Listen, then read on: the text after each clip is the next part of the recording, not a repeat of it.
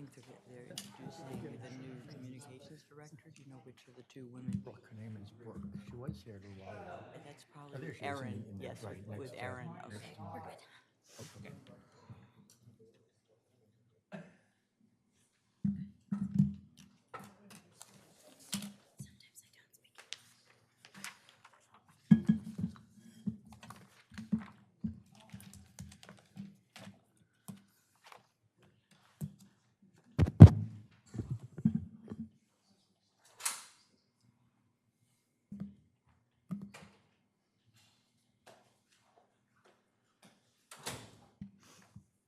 Good morning, everybody. It is Monday, September 8th, 2025. This is a workshop meeting of the Commissioners of the City of Rehoboth Beach. We're live in the City Hall Commissioners Room on the second floor. I'd like to call this meeting to order at exactly 9 o'clock a.m. Would you please rise and join me in the Pledge of Allegiance? I pledge Allegiance to the flag of the United States of America and to the republic for which it stands, one nation, under God, indivisible, with liberty and justice for all.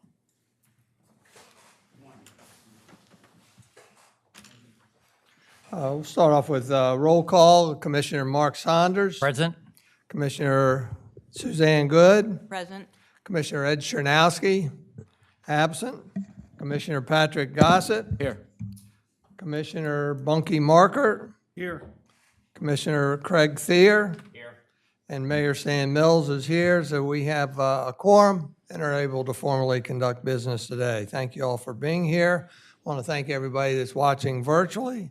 I'd also like to thank those that are in person today. We appreciate you being here. As you know, comments and feedback are welcome. Rules are on the bottom of the agenda. Want to remind everybody that support documents, those are documents that support the individual agenda items when they're available. Sufficient time in front of the meeting, they are available and embedded in the agenda. Go to the website and the portal and you'll be able to access the same documents that we get to look at. With that, I want to remind everybody that we actually have two meetings today. There should be two agendas out in the hallway here. The first is a workshop meeting with a specific set of agenda content, and the second is a special meeting that follows the workshop meeting that has a second set of content, including what many are interested in, the clear space topic. With that, I want to just remind everybody that we welcome all viewpoints, but ask that comments remain respectful and focused on the issue, not the individual. And a reminder to the commissioners that to get recognized by the chair, to be given the floor before speaking. And look forward to having a good meeting. We'd like to start off with presentation of proclamation recognizing Ovarian Cancer Month. And we have a guest here, and Vice President's going to join me.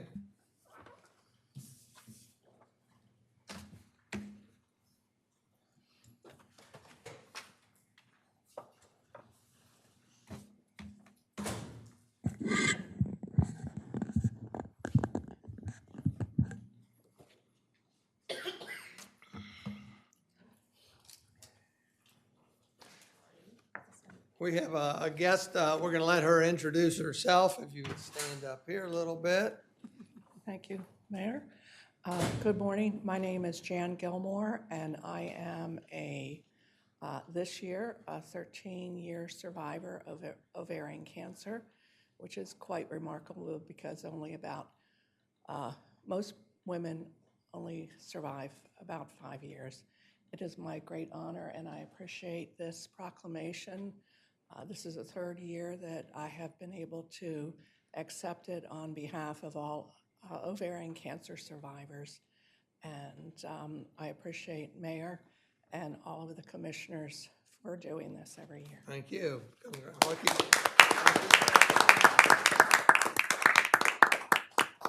Sally Oberly is the head of the Delaware Ovarian Cancer Association.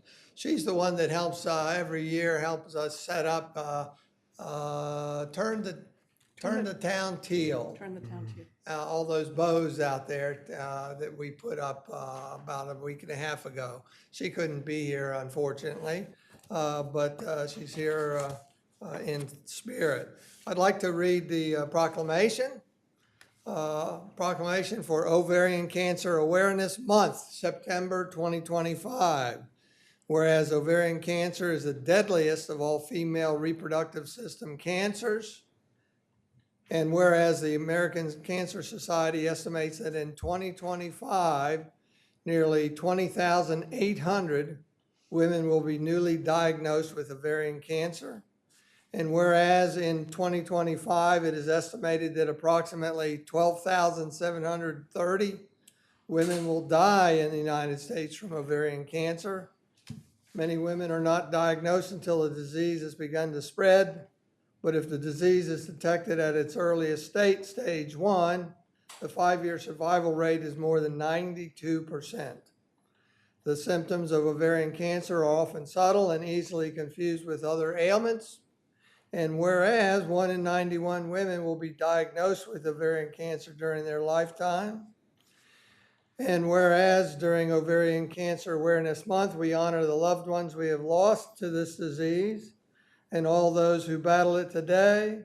And we continue our work to improve care and raise awareness about ovarian cancer. And whereas that is why it is important for all women to pay attention to their bodies and know what is normal for them. Women who experience unexplained changes, including abdominal pain, pressure, and swelling, should talk with their health care providers.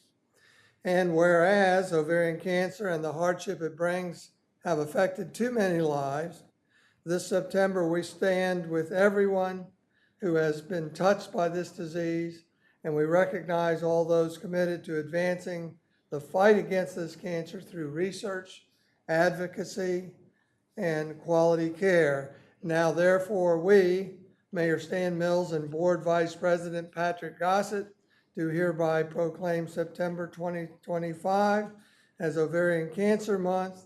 Together, let us renew our commitment to reducing the impact of ovarian cancer to a future free from cancer in all its forms. Proclaim this 8th day of September 2025. Thank you.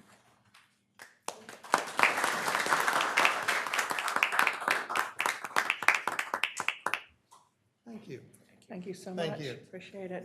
And this is my 11th year of coming and turning the town teal in Rehoboth as well. Wow, beautiful. Thank you.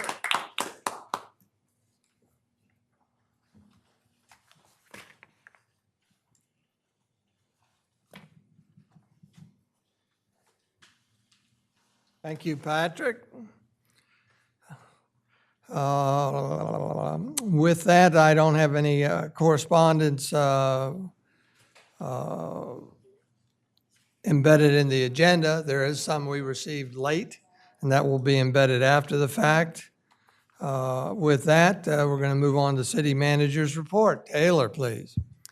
Thank you, Mr. Mayor and Commissioners. Good morning, members of the public as well. The first thing that I would like to do before moving on to the presentation that I have planned is to introduce our newest city employee.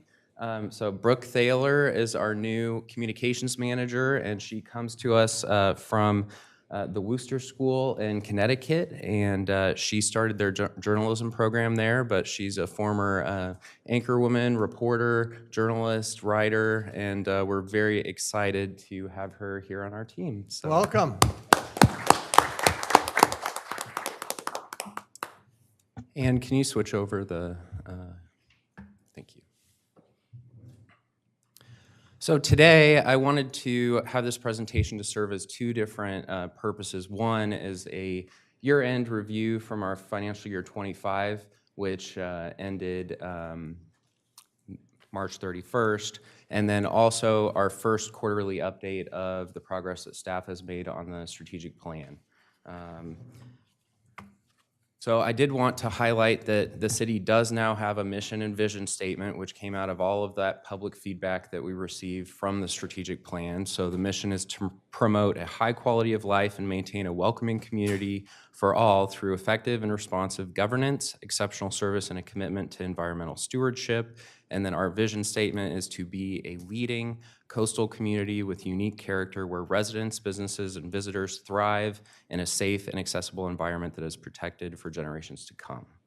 And so we are going to be promoting this more on a lot of our literature and have it around City Hall so it's top of mind of employees and not only just everyone else. But looking back to 2025, we really prioritized improvements in 6 different categories since we did not have the strategic plan to align what we're working on at that point. So it really is aiming to streamline processes, saving money, providing better services and experiences for residents and visitors. We also achieved significant progress on many capital projects and had many technological upgrades and really worked to increase the transparency of the city. So in the financial stewardship category, we had over $1 million in line item savings that contributed to our $6 million surplus last year. And I won't read all of these items, but I really wanted to just highlight that. We really worked to increase transparency through our last budget process where we had many new documents that were available to the public that previously hadn't been, like our salary scales, position classifications, and we also were awarded many grants last year and continue to try to get them even as funding dwindles. And I do also want to mention in the table outside, we had 2 different handouts. One is on all of these achievements, and then one is on the strategic plan progress. So if you are interested, feel free to pick those up later. And related to leadership and governance, we did move through the strategic plan process last year. We are still finalizing the ADA transition plan, but really worked heavily on that last year with our self-evaluation because we're really trying to improve accessibility for all in all of our facilities and services. We also finalized the first communications plan for the city so that we could have better internal and external stakeholder accessibility with our information. We also developed several new policies related to purchasing cards, our IT processes, about 6 related to that, and cybersecurity, and the fund balance and net position policy that our finance director and assistant city manager really worked heavily on. And with our last budget process, we implemented a 3-year budget forecast, so looking back and forward so we can make sure that the budget was appropriate and reasonable for sustainable growth. And we also invested an additional $4 million in treasury bills, which resulted in much more interest for the city. Related to workforce development, we reorganized the billing and licensing department. So we had a leadership change there, and we are now operating with 1 less employee, but the work is spread out more strategically among the employees we do have. So we're actually having much better response times. Things aren't getting lost in the cracks. So very, very happy with that. And in that last year, we added a code enforcement officer. Now that code enforcement officer is split between being a building official and code enforcement officer, so they're able to do some of the other types of permits like fence permits so that we're more responsive to get those done quicker for people. We launched a new online performance evaluation system, so the employees are now able to do self-assessments, and it's much more robust than having just a Word document and an actual reasonable scale. And we've also moved into peer evaluations and implemented a merit-based compensation plan with the last budget. And our employees now participate in Recognition, which is an employee recognition program where employees can not only give kind of kudos to other employees for going above and beyond, but they're able to accrue points and get rewards from that. And then we also held our first health and benefits fair, which was highly received. We were able to get more employees onto programs like life insurance and things of that nature because without having an actual benefits fair, they didn't quite always realize what was available to them. We also optimized our fleet. We participate in the enterprise fleet leasing program. So with that, you need to turn over the vehicles at certain points so that you have more resale value on them. And so we evaluated that and have been able to make sure that we're getting the best deals for the city. We also implemented a new purchasing card system, which has a 1% rebate on anything that the city spends. We previously were not getting that. We also staffed the 911 call center to capacity, which that is a difficult job, and they do a wonderful job, and dispatch for much larger area than the city of Rehoboth Beach.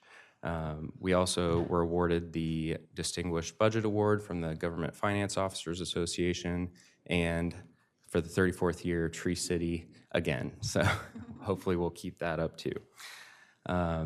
We also focused heavily on community engagement and transparency. So we launched a quarterly coffee and conversation with the city manager so that I could hear what people are thinking and answer their questions.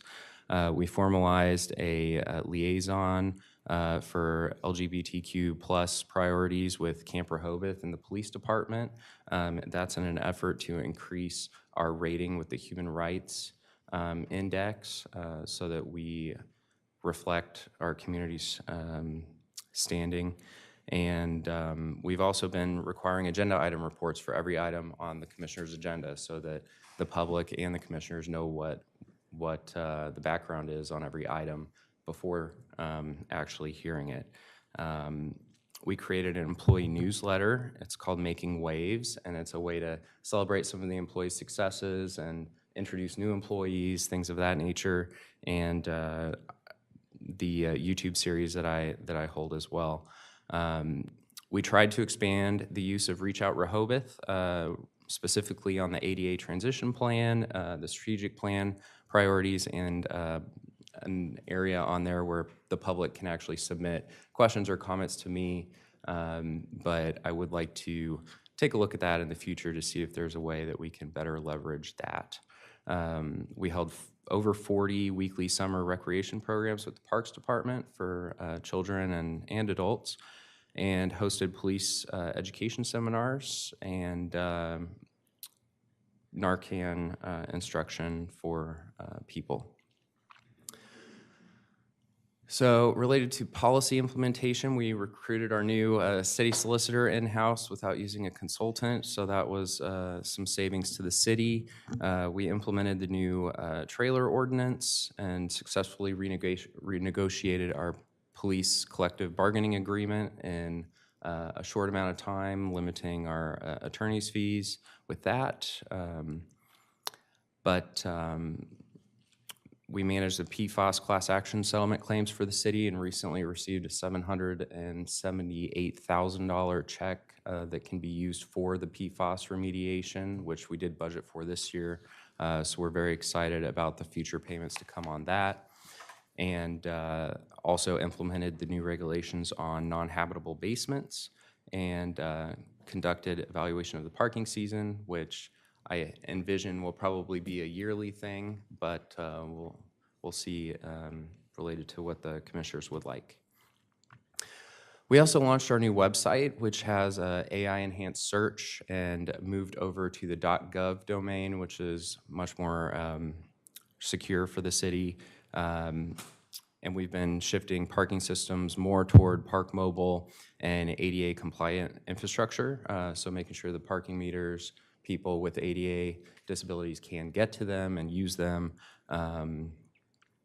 Another thing, Placer AI is a visitor analytics and policy platform, so we're very excited because people have never been able to say exactly how many people are in Rehoboth Beach at a time.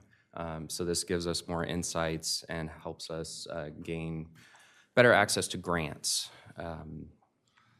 We also installed the flock license plate cameras through grant funding at the 2 entrances to the city, and recently put a public transparency portal on our website so that people can see how many license plates have been read, how many searches have been done, and how many hot list vehicles have went through the city. And then we've implemented free antivirus cybersecurity platforms to the city through the state at no cost. And we're really trying to advance our customer service tools through Tyler Technologies. Munis is what we use. And so we'll be seeing citizen access. Resident access is actually what it's called, which replaces the citizen self-serve utility platform, which will be much easier for people to use and will show real-time usage of their water in the city if you're a residential customer. And related to the major capital projects, the water meters in the city are majoritively digitized, so that will continue to assist so we're able to catch leaks quicker for people and they're not surprised by an enormous water bill when their outdoor shower bursts in the winter or something like that. Rehoboth Avenue, Maryland Avenue, and First Street were repaved in 2024, and then of course Rehoboth Avenue had to go into 2025 to be completed. And updates to the State Road Pump Station, which is critical as part of our wastewater functions, was finished in December of 2024. And the temporary pedestrian safety measures were on King Charles during last fiscal year, and was that pilot program for the city crosswalks. Phase 3B of the wastewater treatment plan was completed, and now we're moving on to phase 4, which in my report I will touch on. And the Rehoboth Beach Patrol Comfort Station was completed, and the lifeguards have just absolutely loved that facility. It's exactly what they needed, and they're doing a great job keeping it clean. So now I wanted to shift towards the quarterly update on the priorities of the strategic plan. So this 1.1, well, let me back up. So we have 3 different priority areas in the strategic plan. One is infrastructure, the other is operational excellence, and the third is access and amenities. So we have completed several items that are pertinent to these items. So 1.1 is ensure regulatory compliance of utility systems. So in April, staff worked with auditors to verify the accuracy of water and wastewater inventory, and also replaced a large bend in a key section of the discharge system. So that really increases reliability of our oxidation ditch, and it's a core process in the secondary treatment of the wastewater. And then in May, our clarifier B was brought online to ensure that uninterrupted wastewater processing capacity was able to be utilized on clarifier A. So very excited about those. In 1.6, modernize and secure city technology systems. IT and bandstand staff in June worked to improve the server room infrastructure and camera placement to advance the modernization of our technology systems, and so that we're able to also have more security during the high traffic events down at the bandstand. Under 1.1, advanced sustainability and climate resilient capital projects. In May, bids for wastewater phase 4 upgrades were publicized, and I will touch on that here at the end to explain what's going on with that. And from April through June, the Tidewater Interconnect project took place, which allows the city to use an emergency backup water system. So if there was ever any kind of contamination or issue with our water system or depleted supply, we could turn that on and receive water from Tidewater as just a redundancy. And that's really a best practice for city water systems to have that redundancy.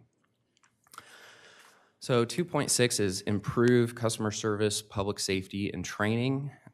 So the police department, April through June, completed quarterly firearms training, seasonal academy sessions, and mental health response courses, because that is a rising need for our officers when they're on calls to deal with folks that have mental health issues, and it's becoming a large number of calls nationwide.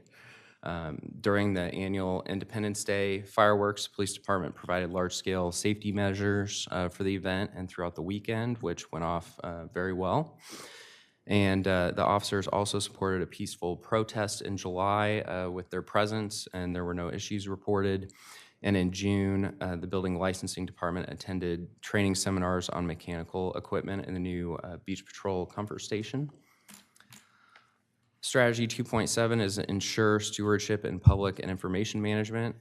In May, efforts to realign the building licensing department began, and that included a lot of cross-training for our employees so that we could have inspection duties be covered by multiple people.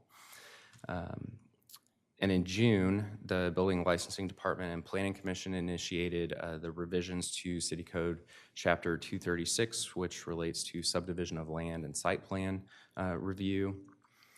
And also in July, B&L began sending unpaid citations to collection agencies for the first time. So we had a really big backlog of unpaid citations. So they are working to make sure the city gets those paid. And they're also developing a standard operating procedure for the entire department to streamline and standardize restaurant inspections starting in 2026. This move directly supports clear customer service standards and improving consistency across all of our public-facing personnel. Strategy 3.1, which will continue to be ongoing, publicized city events. So throughout the summer season, the bandstand concert series expanded, and coinciding with the February launch of our new website, events held at the convention center were also publicized on the events calendar, so it's much more comprehensive so people can see really what's happening in the community from one place. Community engagement at the quarterly held Coffee and Conversation with Me continues to grow, and the last installment was actually an ice cream social. It took place in July. We had the largest crowd yet, so hopefully those will continue to grow. Strategy 3.5 is support ongoing maintenance to city assets. So in the spring of 25, DelDOT resumed milling and paving Rehoboth Avenue, and the permanent striping and signage was installed.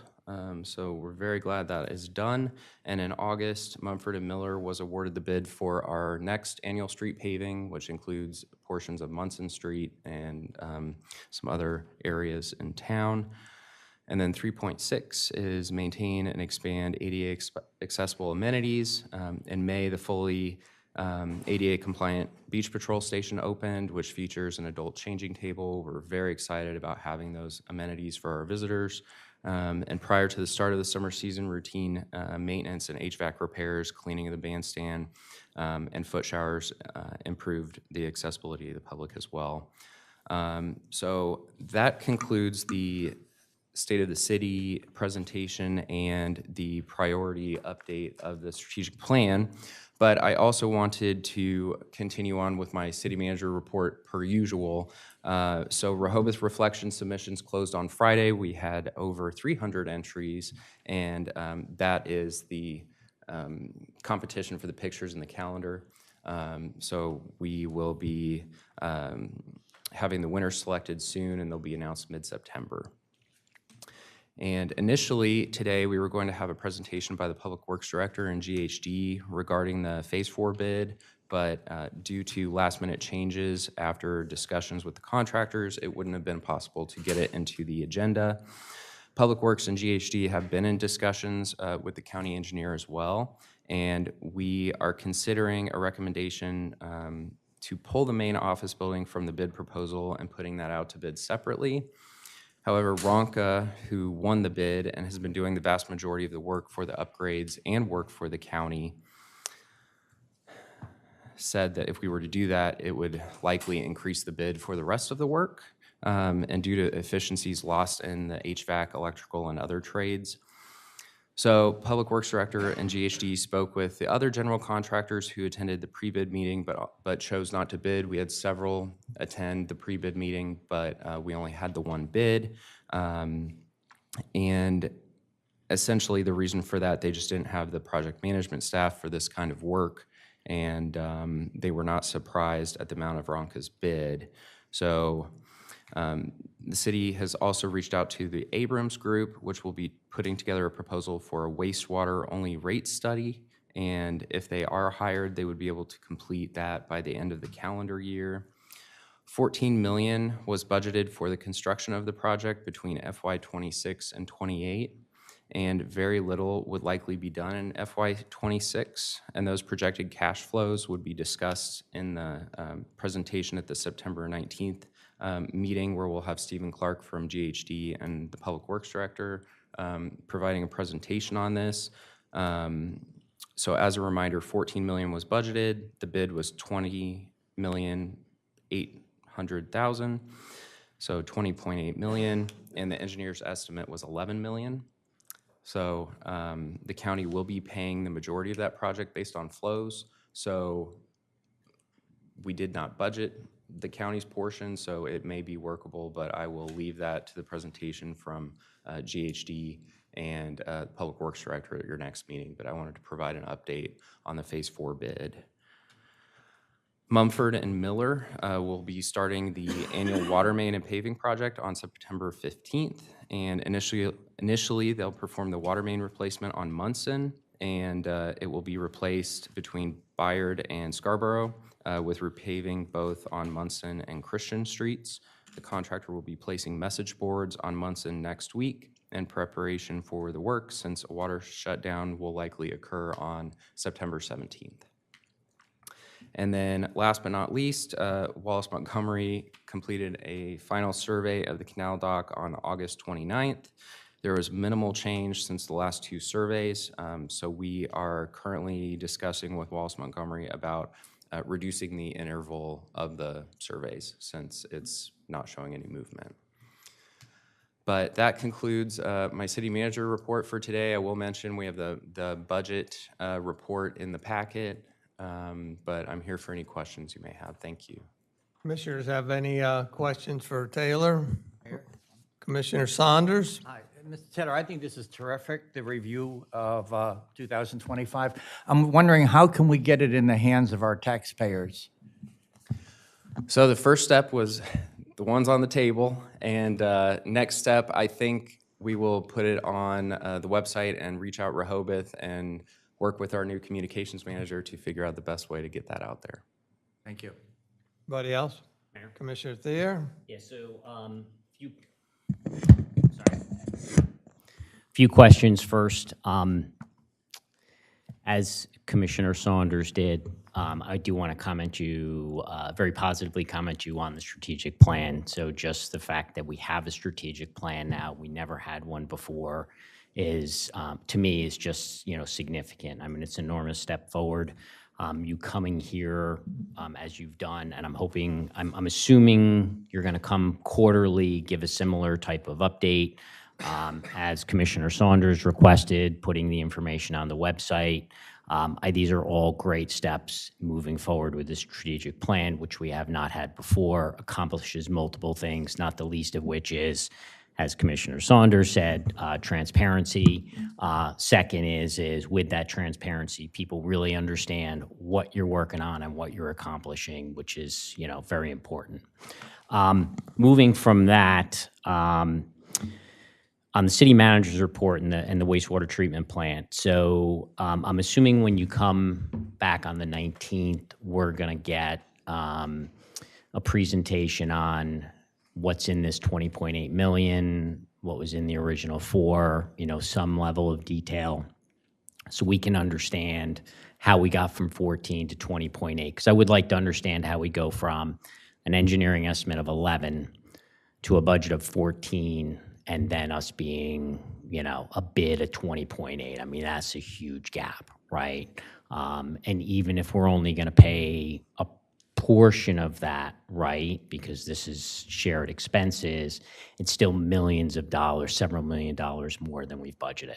And I'm assuming since we only authorized 14, you got to come back and ask us to give you more money if it's going to be on the 14. Right. Okay, great.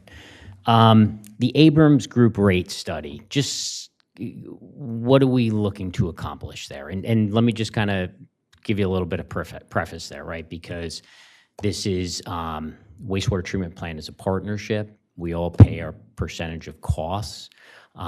So the only rates that we'd be concerned about would be the rates to our municipal taxpayers. So I'm trying to understand what the purpose of the rate study would be. So we completed a rate study years ago with the Abrams Group, and it needs to be updated because the rates that they suggested were not increased at the recommendations. And it would not be just for City of Rehoboth Beach customers. It would be for every partner and customer that is using our wastewater facility. But help me understand here, because the only rates that we control are the City of Rehoboth Beach residents.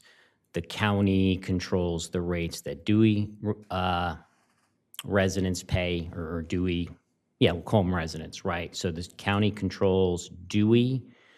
I'm not sure who controls Henlopen Acres. The county would control the unincorporated sections of the county that we serve, so West Rehoboth, the Glade, and then, as we know, North Shores. I'm not exactly sure, so I'm just curious why we would care. Or I don't want to say why we would care. Maybe we'd care. I'm more concerned, why would we spend money on a rate study for rates that we have no control over, right? Because at the end of the day, if we spend $1 million operating the wastewater treatment plant, and we're 30% of that, well, we pay $300,000. If the county is 50% of that, they pay $500,000. And if North Shores is, well, they're 5%. So my math isn't working out, but you kind of understand what I'm saying, right? At the end of the day, if it's $1 million and we're 30%, we pay $300,000. Everybody else pays the other $700,000. We have no control over what the other people, county and so on, charge their ratepayers. Why would we spend money on a rate study for rates that we have no control over? Is this something we can add to the report on 9? Yeah, we can I'd like to, definitely- I guess my concern right now is I don't want to see us spending a nickel on this rate study until this question is answered. So if you can commit to me that you're not going to spend a nickel on the rate study until we review it on the 19th, and if we decide to approve it on the 19th, great. But I just don't want to spend money on something, at least in my mind here, until it's explained to me on something that is going to give us zero value. Yeah, we'll definitely address that with you, and they're putting together a proposal, which we're not moving forward with in the next 2 weeks. So One of the things I'd like to see on the 19th is, as I was just describing, and we'll go back to my example, we spend $1 million in a month, okay?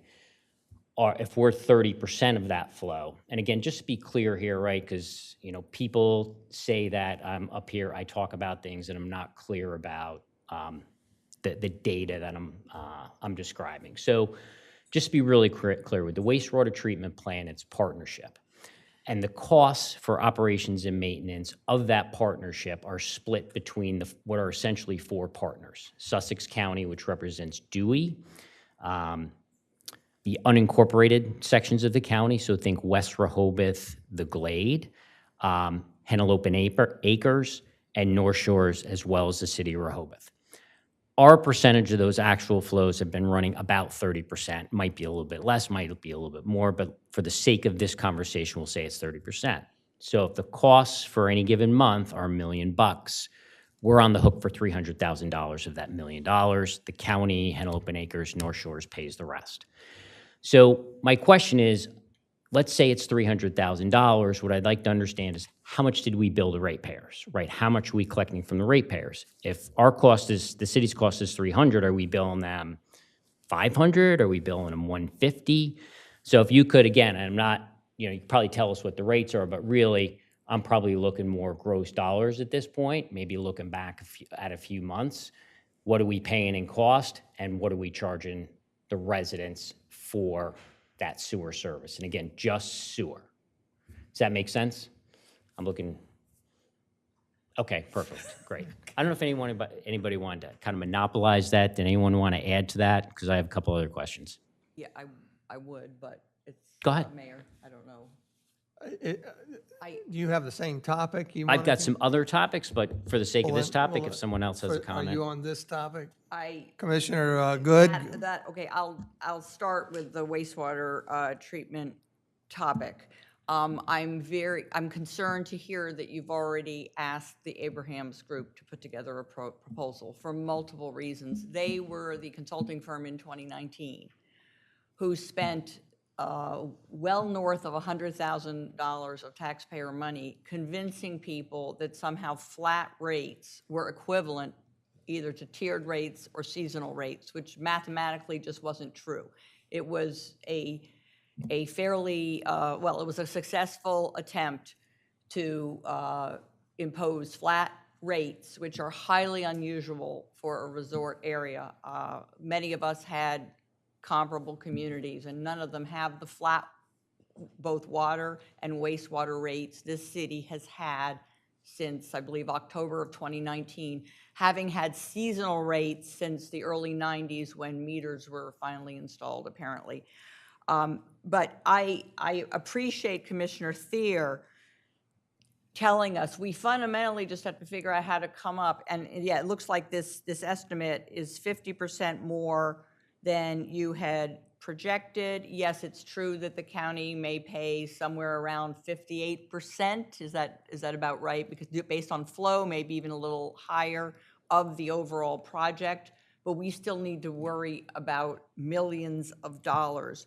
Likewise, with this $200,000 we just spent on the Tidewater connection to achieve redundancy, we wouldn't need redundancy if we didn't have so many, we weren't servicing so many out-of-town customers. And yes, I think Commissioner Thier, I'm really glad he's raised this issue, so perhaps on September 19th. It's such a complex system. Because, for instance, Henlopen Acres has its own water treatment plant, but we supply their wastewater treatment. North Shores and Henlopen Acres have they're charged 100% more. Well, North Shores is charged 100% double our water rates, whereas Dewey buys it in bulk and, in fact, is buying water from us at less than we're going to have to pay per gallon to Tidewater if we run out of water next summer, which is like crazy to be buying, selling water at a loss to Dewey at that point. So I think we need a lot more information, but I'd like to know why it was thought, like you said, the Abrahams group is already putting together a bid. Why weren't we consulted when I would say there would be some opposition to hiring the same Massachusetts consulting firm? After, I know even then Commissioner Gossett wrote a letter to the Cape Gazette expressing indignation that the residents were ignored and that basically the Abrahams group was able to defend a non-mathematically feasible algorithm they had go. It was. I know you were in Kansas at the time or whatever. I mean, you were not living here, but the Cape Gazette covered that whole debacle thoroughly, accurately, did a wonderful job. I believe Chris Flood would be the articles he had recently arrived or shortly before that. My second issue is, I do appreciate some of the efforts you've made to streamline processes, to bring more efficiency. I wasn't in favor of a strategic plan to achieve that. That's why we hired a city manager, to be, the leader in that sort of thing. And as you know, I think that some of the budget numbers don't represent what really happened because we're paying now $200,000 a year interest on the $5.5 million that we borrowed Mayor, I'd like to in December. I'd like to come back. Okay. I wanted to give her an. I just wanted to give her an opportunity to comment on the wastewater treatment. I'm about to then finish up. So, it's telling us that you invested an additional $4 million in Treasury investments, yielding $160,000 in interest. We're still, in the red there because we took on a new $200,000 annual tab for interest in December. So I'd like to see for the next state of the city report that we're reining in spending in more major ways and not taking on additional debt to prop up the budget. Thank you. Thank you, Suzanne. Commissioner Thier? Great. Thank you, Mayor.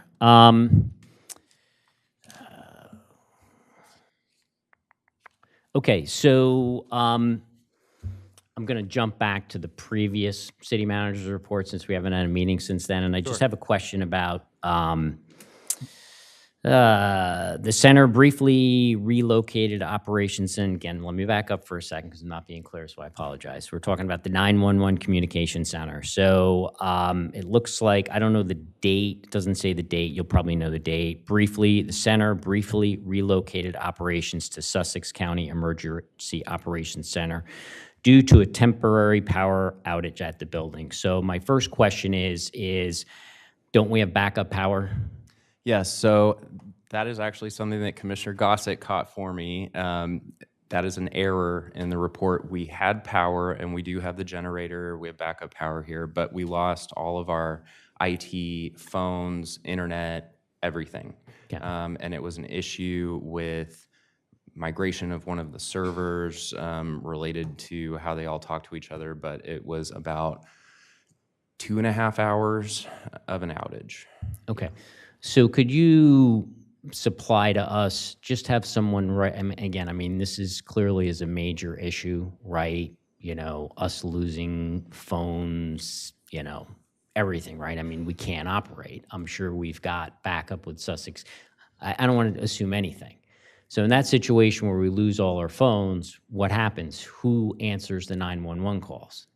They're able to do it remotely based on radio, but that's why we have consoles at the Sussex County Center.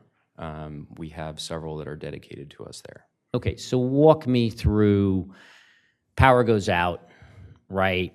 Phones go out. What's the next thing that happens? How are we, you know, if the phones aren't working, who's answering those calls? How are, I guess I don't want to say who's answering, how are those calls being answered? Just walk me through. Mutual aid. So we're able to have Sussex County answer our calls temporarily. Okay. So I guess it's during this phone outage, someone makes the decision, okay, we'll send some dispatchers out to the Exactly. county office. Okay. So what I'd like to get, and I don't want to put you on the spot here, but I would like to really get a walkthrough. I'd like to get an assessment of what happened and why this communications equipment went out, what we're now doing differently to make sure that that communications equipment doesn't go out in the future. Sure. Okay, there's got to be something that happened or didn't happen to cause that communications equipment to go out. Because, again, from my limited knowledge here, I would expect, okay, power goes out, our backup power comes on, everything works fine. Maybe you got to send people out to Sussex County anyways. You want to do that, fine. But want to know why the phones didn't work. Yeah. Is that a fair For sure. request? I will put that together. Can we add that to the city manager's report, September 19th? That'd be all right? Sure. Okay. My last question is just related to these documents, which unfortunately I'm up here reading them and no one out there gets to see them. So 2 questions, you know, one, is there anything that prevents this from being attached to the agenda? That's question 1. And 2, why aren't we attaching this to the agenda? That's a biweekly update, not the city manager's report.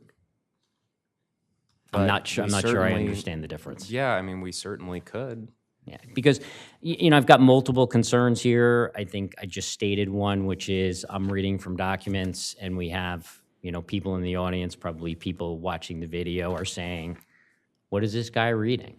So in all fairness, you know, I think the residents need to have access to this document, particularly since we're talking about it at every meeting, right? You maybe don't go through all these bullet points, but you're certainly referencing the information in here. And I, as a commissioner, I suspect other commissioners as well, are also referring to this when we get to the city manager's report. So, Okay. I'm sorry, I just want to make sure that we're all clear that certain information that's being provided to the commissioners may be confidential in nature and perhaps shouldn't be available to the public. And so what Taylor provides during a meeting is information in a city manager's report. I think that the more detailed information going to the commissioners as a result of their positions, we'll need to be mindful of that. and I appreciate and understand what you're saying, right? I mean, if there's anything that's confidential in the city manager's report, redact it, right? City manager's report given at the meeting versus the No, information I'm provided. referring to the update, right? So just be Exactly. clear, right? The So if there's anything confidential in here, redact it, but I think the rest of it can be posted to the agenda. Couple other things, and maybe that's it, but let me just, give me 1 second here.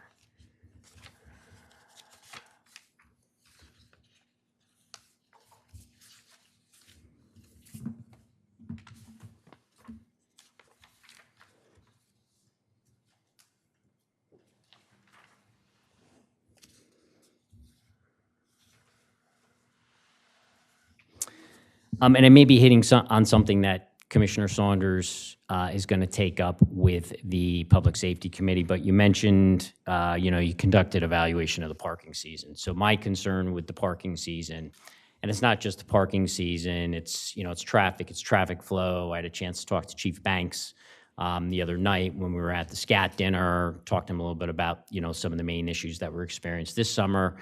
If we're going to change anything, we got to change it before the end of December, right?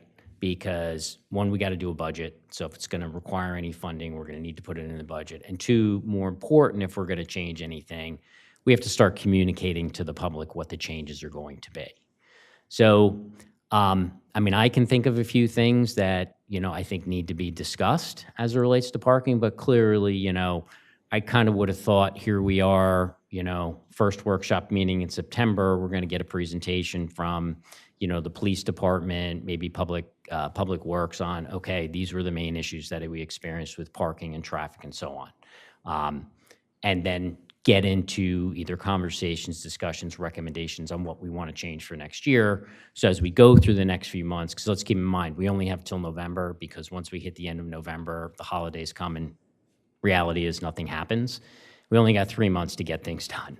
So I don't know if these are things that the Public Safety Committee is going to take up. I guess my concern with the Public Safety Committee taking it up is just timing, right? I think the earliest we're going to have our committee meetings at this rate is going to be November. Right. So, Commissioner, we do have scheduled for the workshop meeting in October an end-of-season report, which touches on everything related to parking and the seasonal staffing, all of that related to police, parking, beach patrol. So I would think after that, we could certainly explore any changes to the parking season before the end of the year. Okay. 2 more questions, then I'm going to come back to that. The water meters, you mentioned that, we've got the new water meters in place. When are the residents going to be able to get access, the real-time access to their usage? Again, my understanding is we're going to be able to log in, see our usage in real time. When are we going to get access to that? So that will be when the implementation of resident access is complete. I know that both our IT department, utility billing department are working right now with the implementation folks. So it should be soon, but I can get back to you on a real date. Yeah, if you could just, in, the next city manager update, just let us know the timing, okay? Yeah. And if you don't have an exact date, give us, we believe. It's going to be a huge benefit to the residents, right? Particularly, we have so many owners here that are not here full-time, and if they can monitor their flow or get alerts if their flow jumps up significantly, it could, prevent hundreds of thousands of dollars in water damage. Yeah. So, just the beach patrol station. We never got a final update on the beach patrol station, and what I refer to as really kind of a closeout, right? So, would like to see. From our last beach patrol update, I had some outstanding questions on change orders. I believe some of the other commissioners did, but I'd like to get that final presentation, all the change orders, everything that's approved. What was our final spend on the beach patrol station? Of course. So just to touch on that a little, we have still not released the final payment because they are still working on the punch list, and part of that's by design. We wanted the beach patrol to be done for the season for them to finish some of the other work that they need to do, so it is not complete technically, but we will plan on that for sure. Great. So I'm going to come back to the agenda, Mayor, and this is something that I brought up during my comments at the end of the last session, that we do a really poor job with agenda management, and there are a lot of things that definitionally fall under that. But I think one of the biggest things for me is I'm asking questions about things I want to see, and they're already being talked about being on future agendas. So what I would like to do is, last month, I suggested two things. One is I'd like to see 2 months worth of agendas. And the second thing is I would like the city to look at what we currently use from a software perspective. And it may not even be software, but what software is available that can help us when we post the agendas online to do things like change tracking. So if something changes, I don't have to, scroll through an agenda item report or compare to agenda item reports to figure out what did or did not change. That should all be available to me instantaneously. There are probably other great functionalities, being able to drill down, see agenda items from the past that are similar to this or connected to this. None of that's available. So, I'm hunting and pecking, doing searching, spending a lot of time that I probably don't need to be spending if we had an automated system. So I know you said that last time you'd take that under consideration. What I'd really like to do is, with the new commissioners being seated on the 19th, I'd really like to get this on the agenda, have the commissioners discuss how we're going to move forward with agenda management. I said 2 months. I'm hearing from some people 3 months. Again, it's not my decision. I think it's collectively the decision of all of us up here on what we want to see in the agendas and how far in the future we want to see agenda items. Because I tell you, I said this last time, and you'll have to take this any way you want to take it, but seeing an agenda 7 days in advance, is totally unhelpful to me. And I'm a commissioner, right? Think about the people sitting out in the audience or the people trying to watch online. They get an agenda.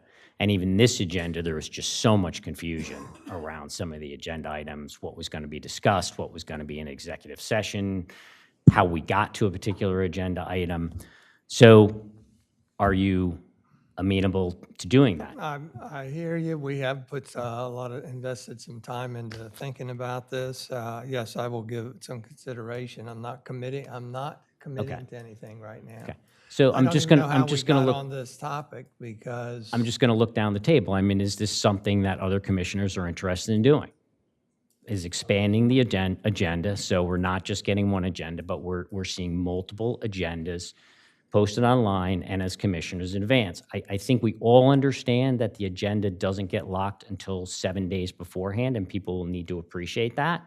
So things that may be on an agenda a month from now or a month and a half from now may move, but at least we've got visibility into what's going to be discussed. So I'm just kind of looking down the table. Are people interested in doing that? Very much so. Right? So, I think I'm seeing 1, 2, 3, at least 5.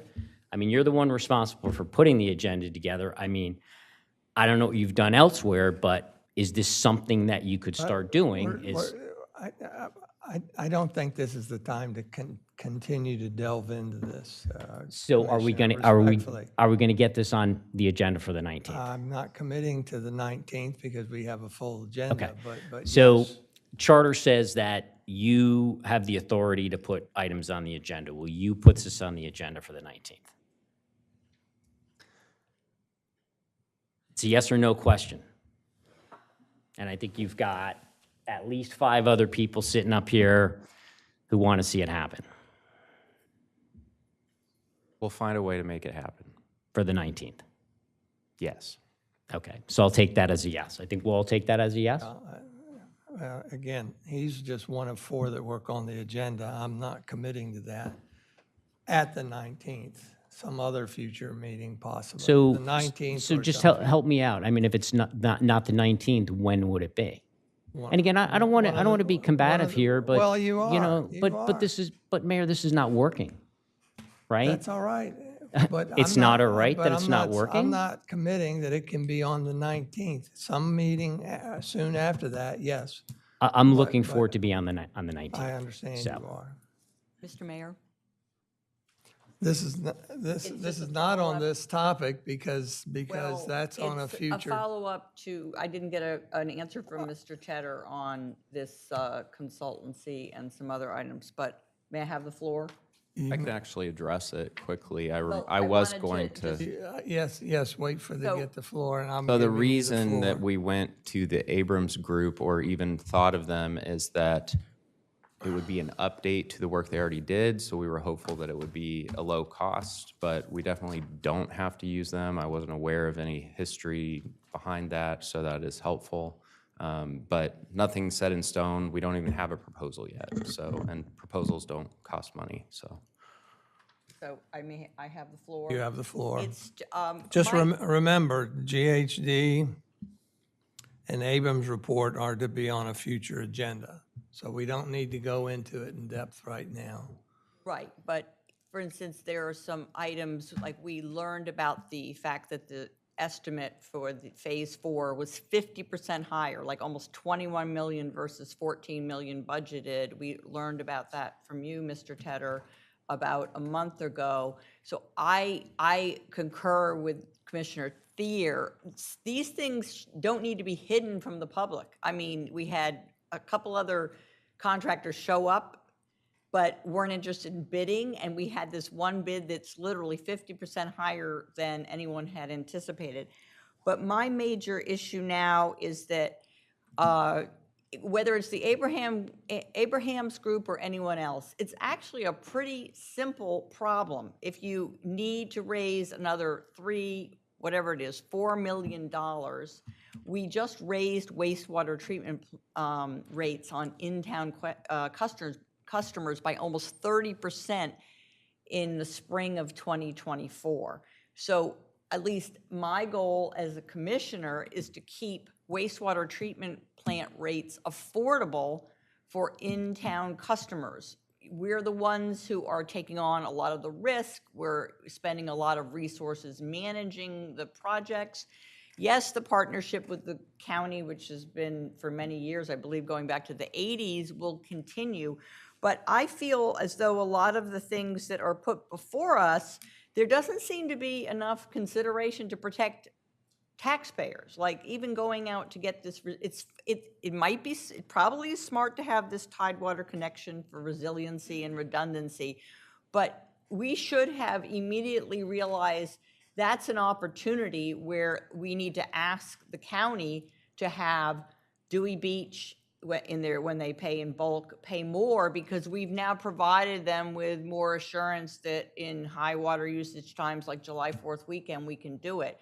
But instead, it seems like the 200,000 is just another expense for the whole system that's only, that in this particular case, I'm not even sure that 58% will be borne by the county. Do you believe 58% of that 200,000 will be borne by the county for that? Although I think their water usage by the county, the ratio is different from wastewater. Water is completely different, yes. Because of course, Henlopen Acres, for instance, has its own it has its own water treatment plant. So they, apart from one or two instances when they have a plant failure and we've had to supply them with water, they generally are independent. That's one problem. But in general, a lot of the rate rises, for instance, even going from 6 to 7% on the occupancy tax, a lot of things have happened. Wait. I feel as Wait, though I'm gonna we need to control Suzanne. taxes and fees better for downtown taxpayers in Rehoboth Beach. We're getting off topic. Did you want to answer again? These are on a future agenda. Did you want to answer something? Because we've got other stuff to get to today. You're fine?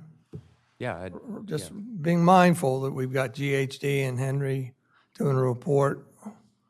But Mr. And Mayor, we just understand No. with Abraham's group what the path forward will be on, managing this ourselves to figure out the rates, or have a consultant tell us that flat water rates continue to be normal for our structure and, our demographics, which they aren't. Suzanne. we will you- not Su- proceed with that. Suzanne, you just continue to talk and talk and talk.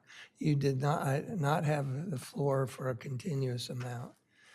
We have this on a future Mr. agenda. Mayor, We you're have this on a controlling the way future. I'm interacting with Mr. Tedder for Absolutely. information that's hard to obtain. The public finds it difficult to obtain this information, and I have found it quite frequently hard to obtain. You know, learning that, you know, we're already going to consultants to figure out rates when we have a lot of staff who are aware. I mean, right now, it's $21 per 1,000 gallons. It's not rocket science to try to keep the increase on in-town property owners to maybe at maximum of 3 to 5% incremental increase per year. So I'm glad we're not going to go ahead with this, because I think we would need to approve that, right? We should be approving, if we're going out to Abraham's group again, to be a water and wastewater rate consultant. Again, we have these items on a future agenda. You continually thumb your nose at the chair. I just want to make sure to point that out, that you don't have the floor. You don't have the floor to speak and say anything else at this time. Did you want to finish up? Have That's all. anything? Thank you. All right, thank you very much. With that, we're going to move on to the city. No, Porter, Questions from the audience about issues that he has discussed? no. I thought we were going to do the budget report. You missed the budget report. I stated it was in the packet. Yeah. I Well- just have, Hoyt, the agenda indicates when the audience, public, the agenda, The last display on this thing said questions. I have questions, I understand that. The questions are for the commissioners. Read the, not for the public. not for the city manager's report. and I'm sorry, Mayor, why not? Why can't Because residents that's come been up the and make protocol comments? for almost a year, and we're going to stick to the protocol. So, Is that in some documentation that I can see? If you, no, read the agenda, but Mayor, I, bottom of the agenda. and again, I'm kind of just back to this protocol, right? This change in protocol from a year ago. I'm not quite here a year. Maybe it was changed when I came on after. But again, you know, you're stifling any sort of dialogue or comments from the public.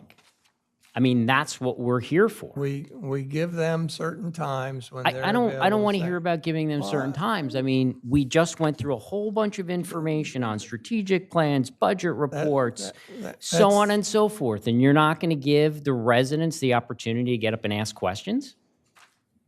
I've said my piece. Okay. And also, like Suzanne, you have not been given the floor. Okay. So if you know, we don't have anybody that recognizes the chair and our new. so listen, I'm going to make a motion here to put on the September 19th agenda or whatever. If I've got the date wrong, somebody correct me. A discussion on agenda management, which includes the things I had discussed earlier. I'm making a motion. Do I have a second? Second. We have a motion by Commissioner Craig. Can we do this? Yeah. We have a motion by Commissioner Craig Thier and a second by Commissioner Suzanne Good to include on the September 19th regular meeting a discussion of agenda management. Perfect. And Mr. Decker? You have my commitment that when we discuss that agenda, we will allow comments at this, you know, again, I won't get into details, but this point in the agenda, I think you understand what I'm saying, from the public. I appreciate that, and if I live long enough, maybe at the end of this meeting, I'll make some comments. Thank you. Great, thank you. I looking forward to your comments. Is there any further discussion? Mr. Mayor? Oh, no. Just a follow-up to Commissioner Thier. I'm not necessarily in favor. I think, unfortunately, these meetings will become interminable if, after the city manager's report, sometimes the commissioners are stifled in their feedback to the city manager's report, as you've probably seen. But if we were to have the public commenting at that juncture, there is an opportunity at the very end of the meeting, if you haven't had a chance, if none of the topic, if the topic in which you're interested in the city manager's report is not also a separate agenda item, there is that opportunity. So I don't know whether Commissioner Thier had in mind comments expanding when the meetings are already lengthy and protracted, I'm not sure that's practical. Yeah, Commissioner Good, great Commissioner- points, Commissioner, right? there's a- But let's, You don't have. but the- let's discuss you it, don't have right? the Perfect, floor. we'll discuss Good. it? Point Great. taken. Thank you, Commissioner. You didn't have the floor. Your comments are relative to the next meeting. If this is favorable, then share those comments at the next meeting. All those in favor of the motion signify by saying aye. Aye. Those opposed? And the motion's carried. Thank you. With that, we're going to move on again to the city solicitor's report. Thank you, Mayor.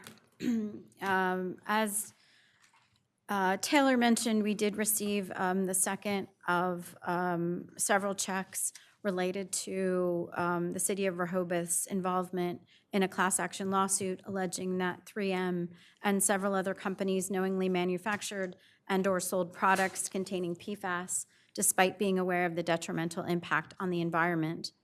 It is expected that we will receive additional funds in 2026 and 2027. The funds are available to public water systems that have already identified PFAS in their water and for systems to cover the costs of testing and for remediation. Funds are also available for public water systems in meeting the proposed federal standards. I also wanted to give an update on the Gaynor-Linehan versus City of Rehoboth Beach lawsuit. On July 16th, the plaintiffs took the deposition of Commissioner Markert, and then on August 28th, took the deposition of Commissioner Shinowski. Both depositions lasted about 4 hours, and since the plaintiffs noticed the depositions, the city was required to defend them, meaning provide counsel. This is another example of legal fees being driven by the plaintiff's actions. There is another deposition scheduled at the end of this month. The depositions accomplished nothing but further expense. Neither deposition elicited testimony critical of the city manager. To the contrary, Mr. Markert confirmed under oath that the commissioners universally support the city manager, with one vocal exception. Additionally, plaintiffs tried and failed to have both Mr. Markert and Mr. Shinowski say that the commissioners knew that they were acting contrary to the charter. Both commissioners spoke at length regarding the difficulty faced in finding potential candidates and how many had turned down the position because it had offered insufficient compensation considering the cost of living. Specifically, Commissioner Shinowski stated that from the moment the interview with Mr. Tedder started, he was instantly impressed. He also noted that during discussion of compensation, it was known that Mr. Tedder had a final interview with another municipality, and increasing the compensation package to keep him interested in Rehoboth Beach was important. Both commissioners, when asked, stated that the offer to settle the matter in exchange for the resignation of 2 individuals was political. Mr. Shinowski stated it was political theater several times. When asked why he felt that way, he stated that the 4 previous city managers did not meet the qualifications of the charter and that a lawsuit had not been filed. Going on, he stated that Mayor Mills, one of the individuals singled out by the plaintiffs, in fact wanted the compensation package to be lower. Given that fact, targeting the mayor didn't make sense to him. What was most interesting to me, however, was the considerable length of time that plaintiffs' counsel spent asking Commissioner Shinowski about recent actions of the Personnel Committee and the civility in the workplace policy that was passed. The questions had absolutely no bearing on the remaining counts in the lawsuit. Moreover, the questions seemed to indicate that information from a recent executive session was shared with him, and that is concerning. We will be contacting the Public Integrity Commission for further guidance. Following the actions in the mayor and commissioners meeting on August 15th, the votes on the 3 motions, defense counsel is presently drafting a motion for summary judgment to be filed with the court. Finally, I would like to take a moment to discuss actions that will be taken at the mayor and commissioners meeting on September 19th. Pursuant to the charter, the commissioners of Rehoboth Beach, at the first regular meeting in September following the annual election, shall meet for the purpose of organization. The newly elected officers shall assume the duties of their respective offices, being first duly sworn or affirmed to perform their duties with fidelity, which oath or affirmation shall be taken. That will be the time that Susan Stewart and Chris Galanti will be sworn in. Thereafter, the commissioners shall by ordinance fix the salaries and compensation of the employees, officers, and agents of the city and the time and manner of his or her or their payment. This means that commissioner salaries are to be fixed at that meeting, and that is the only meeting wherein they can be discussed. Thus, we will have a discussion as to the salaries, and at that time, you all will determine whether or not your salaries are to be raised. Presently, the mayor receives $1,000 and the commissioners receive $600. Finally, with regard to salaries, should a decision be made to increase salaries, it would not be effective immediately, but rather would be effective only for newly elected commissioners at the start of their designated term, or in the case of a re-elected commissioner upon the beginning of the new term. As a result, due to the staggered terms of the commissioners, there may be situations where the various commissioners will have different salaries. That concludes my report. Thank you. Any questions? Mr. Mayor? Commissioner Good? A couple questions. You didn't give us any idea, Ms. Ogden, of the magnitude of this PFAS settlement, either this year or you mentioned this will be ongoing for a few more years. Could we have some idea of how much this will help us with the water, water treatment system? That is still to be determined by the court. We just know that we'll receive additional funds in 2026 and 2027. Okay, and I had, I think, two more questions. I do not think the description that the 4 previous city managers did not meet the charter is accurate. As but one example, Ms. Lynn had been a city manager in 2 different places, and I believe the total did exceed 4 years. In the case of Mr. Christian, he had, I think, about 3 years of experience, plus he'd been an engineer working for the military.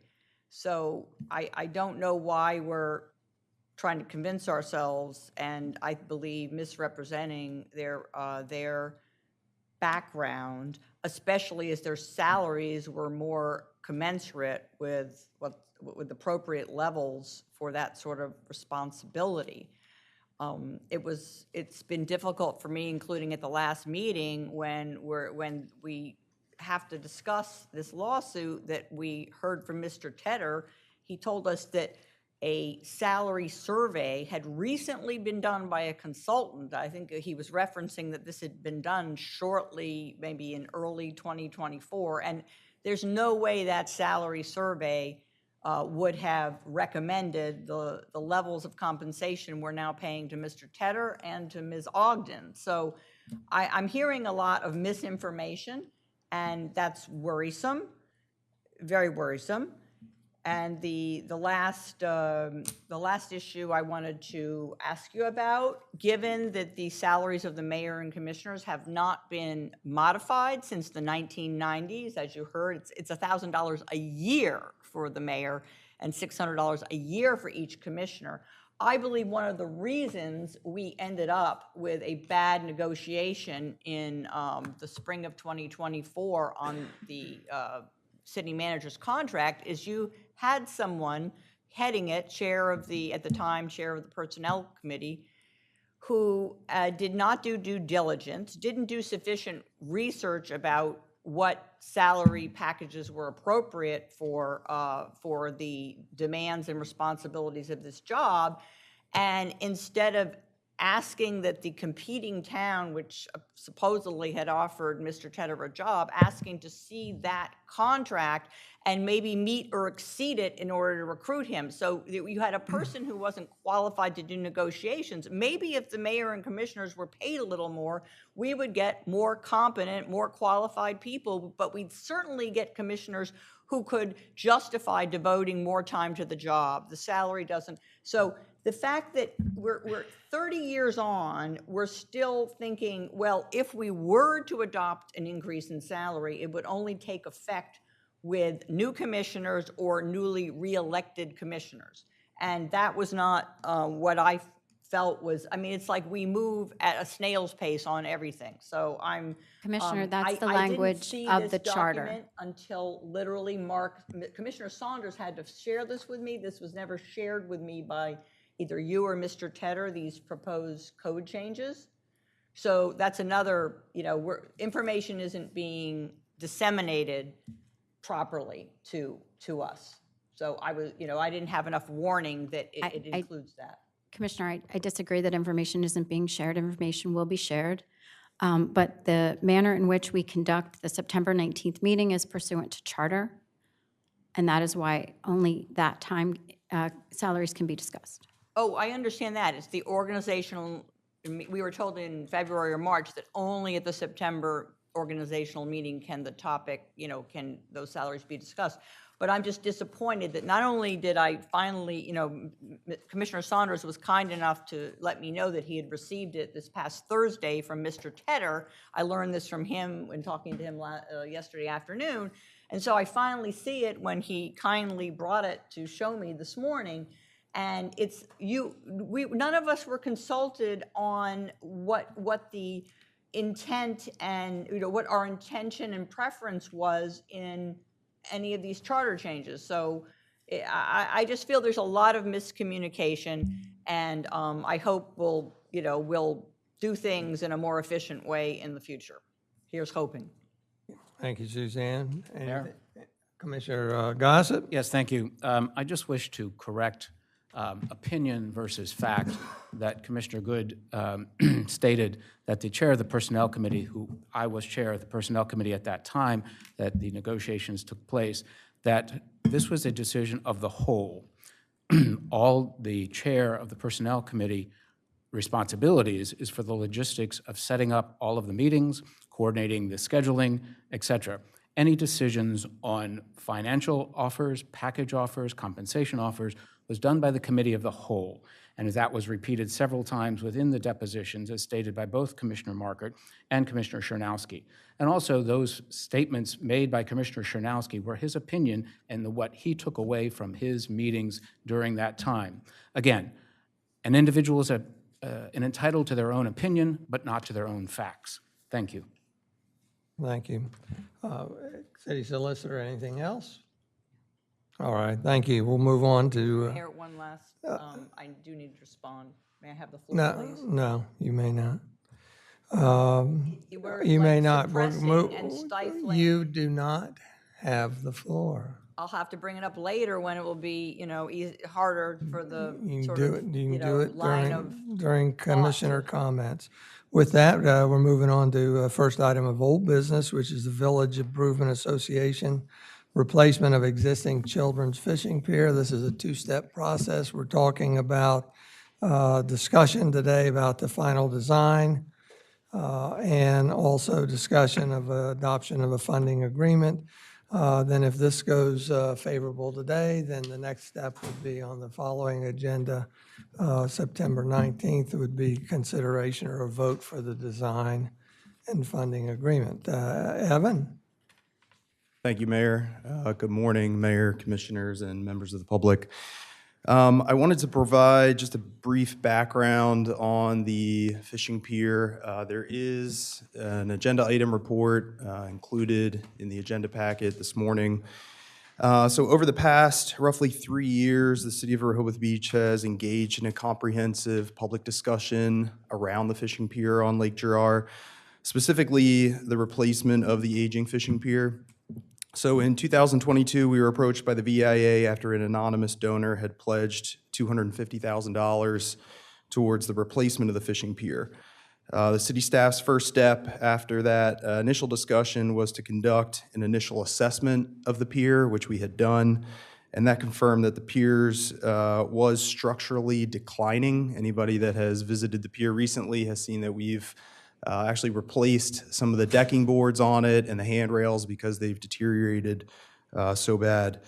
So after conducting that initial assessment, again, we did confirm that the piers is structurally declining. That also led to us imposing a 25-person limit on the pier and prompted us to begin discussions about what the future options were for the fishing pier. Community input was actively sought through various meetings. We had previously had several presentations from Beacon Engineering, and Bob Palmer is with us today, where we presented several different concepts that were discussed between the donor, the VIA, and the city. In the agenda, which I'll get to later, is two of the final concepts for discussion. Additionally, there was a presentation by the VIA where they went over sort of the history of the fishing pier and the need for replacement. During those meetings, there was a range of opinions, pretty much from preserving the pier simplicity to enhancing it with ADA accessibility features. There were also some environmental concerns shared by SOLA 3, and that also played a role in the final designs that you see in the agenda today. Where we are today is that we have two designs, which I talked about briefly earlier, in which the commissioners need to discuss and ultimately give us direction on which design to proceed with. One of those designs retains the exact same size, shape, and location, and then the other retains the exact same size and shape, but it shifts the location slightly away from the bridge to provide more space for fishing. The second item to discuss today is the city staff has developed a funding agreement with the VIA to formalize the funding commitment from the donor and the VIA. So to summarize, the donor will provide the VIA with $250,000 towards the construction of the fishing pier. $200,000 of that will be used for the construction of the pier, while $50,000 will be held in an interest-bearing escrow account. The intent of that $50,000 is to be used for future maintenance of the fishing pier to ensure that it remains a public amenity for years to come.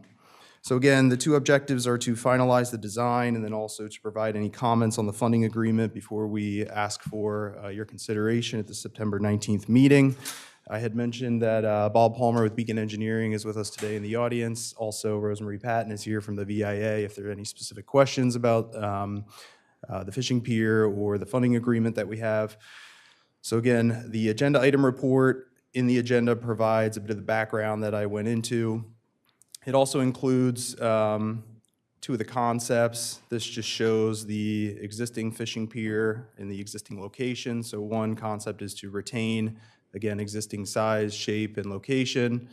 And then the other design is to retain the same size and shape, but shift the location a little bit further out into the lake.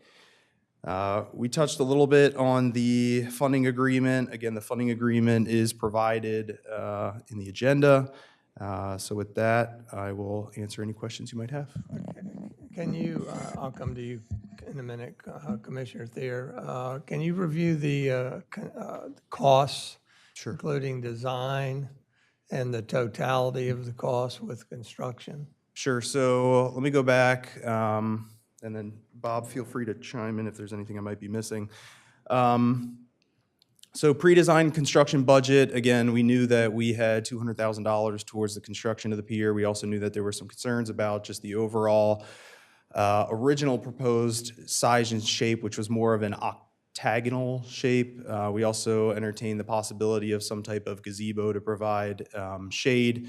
We scaled that back a little bit to, again, retain the existing size and shape. And also keep it at budget. So the pre-design construction budget, which Beacon presented at a previous meeting, was $198,759. There are some additional costs that are required, obviously, to complete this project. So we have design and permitting. Right now, we just have concepts, so we need to go through with developing a final design. There's permitting requirements that are going to need to be done because it is on the lake. We'll have to go through bidding and construction phase. So we'll have to prepare construction documents and then put the project out to bid. There will be some level of inspection and testing, obviously during the course of construction. And the total fee for design permits, construction oversight is $82,550. I just want to mention again that based on the sort of structural assessment that we had done on the fishing pier and based on the conditions today, the city really should do something with the fishing pier, and that is with or without the contribution that we have from this anonymous donor.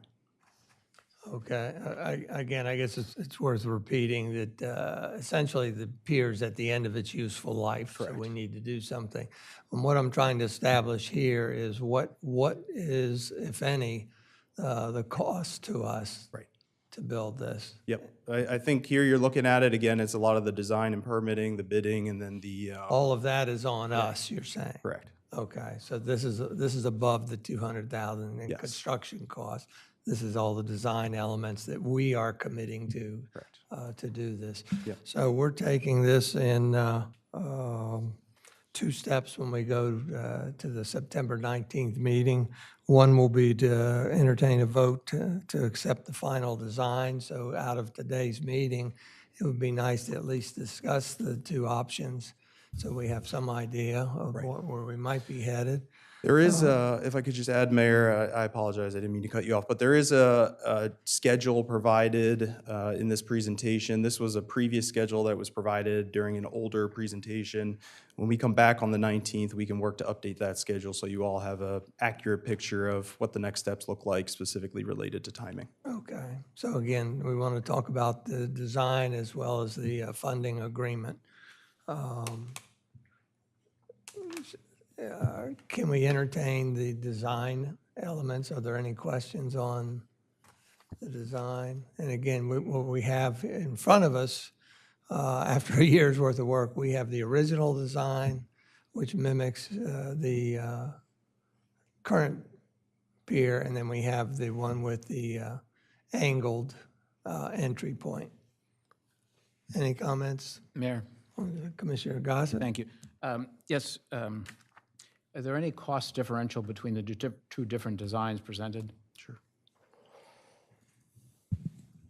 Introduce yourself, Bob. Good morning, everyone. For the record, my name is Bob Palmer with Beacon Engineering.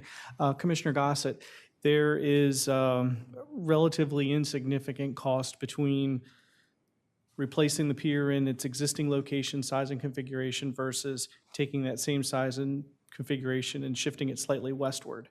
The cost would be, again, de minimis because all of the same equipment is required regardless of the location. Thank you. Anybody else? Yeah, Commissioner Mayor, if Thayer? I could, please. So a couple of questions. Okay,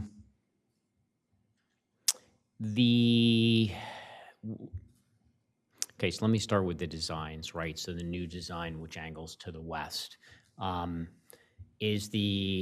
what's the distance of the walkways? Or the walkway distance from kind of the shoreline to where the pier itself, is that the same or is it different between the two? I appreciate that it's angled, but kind of in feet. Sure.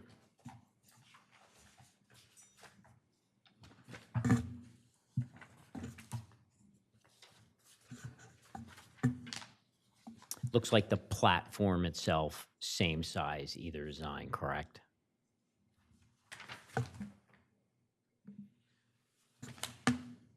That's correct. And the length of the gangway from land to the pier is approximately the same length.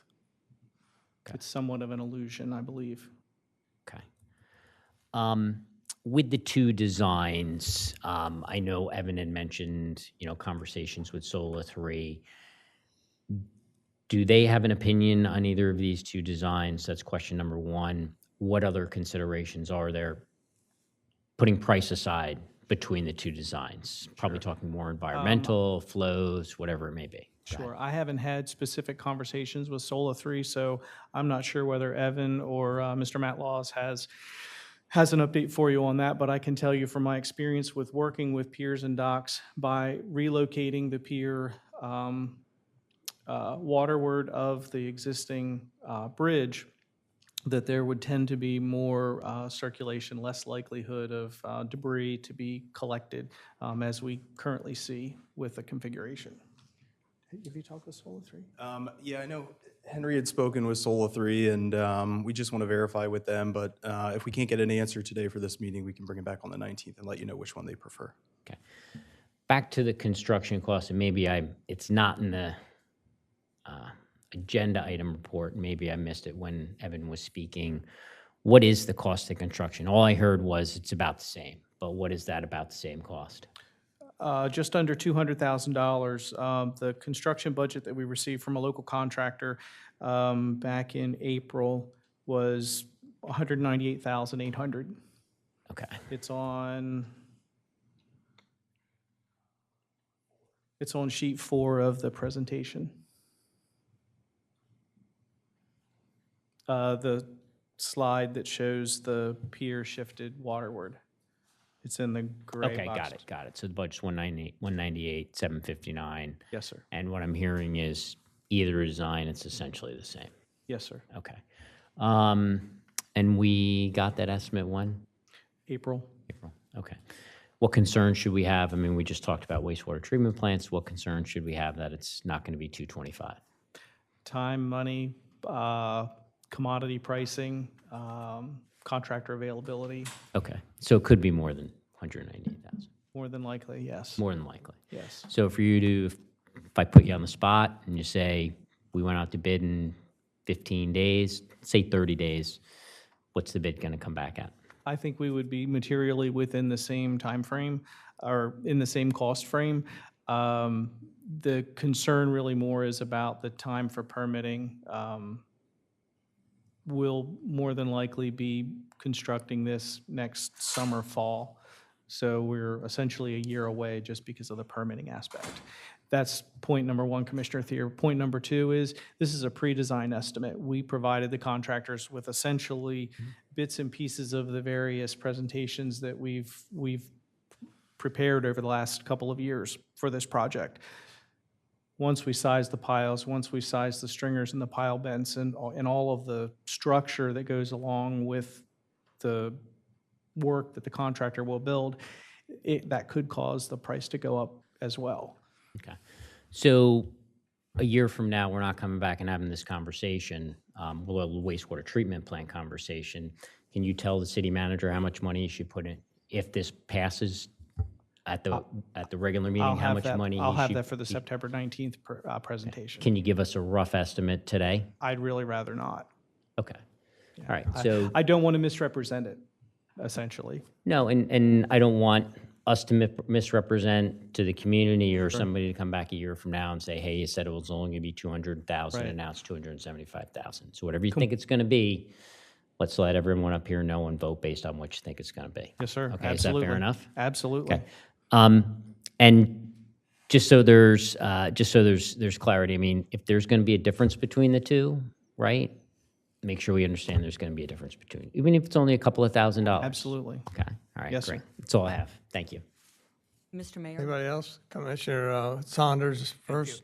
Thank you, Bob. Just a quick question on the design, on the two alternatives. Is there any advantage or disadvantage that we should know about having the tilt in there rather than having it straight? In other words, is there going to be debris caught up, or are we worried about shading? Not to my knowledge. They're equal, in your opinion? Yes. Okay, that's my only question. Thank you. Commissioner Good.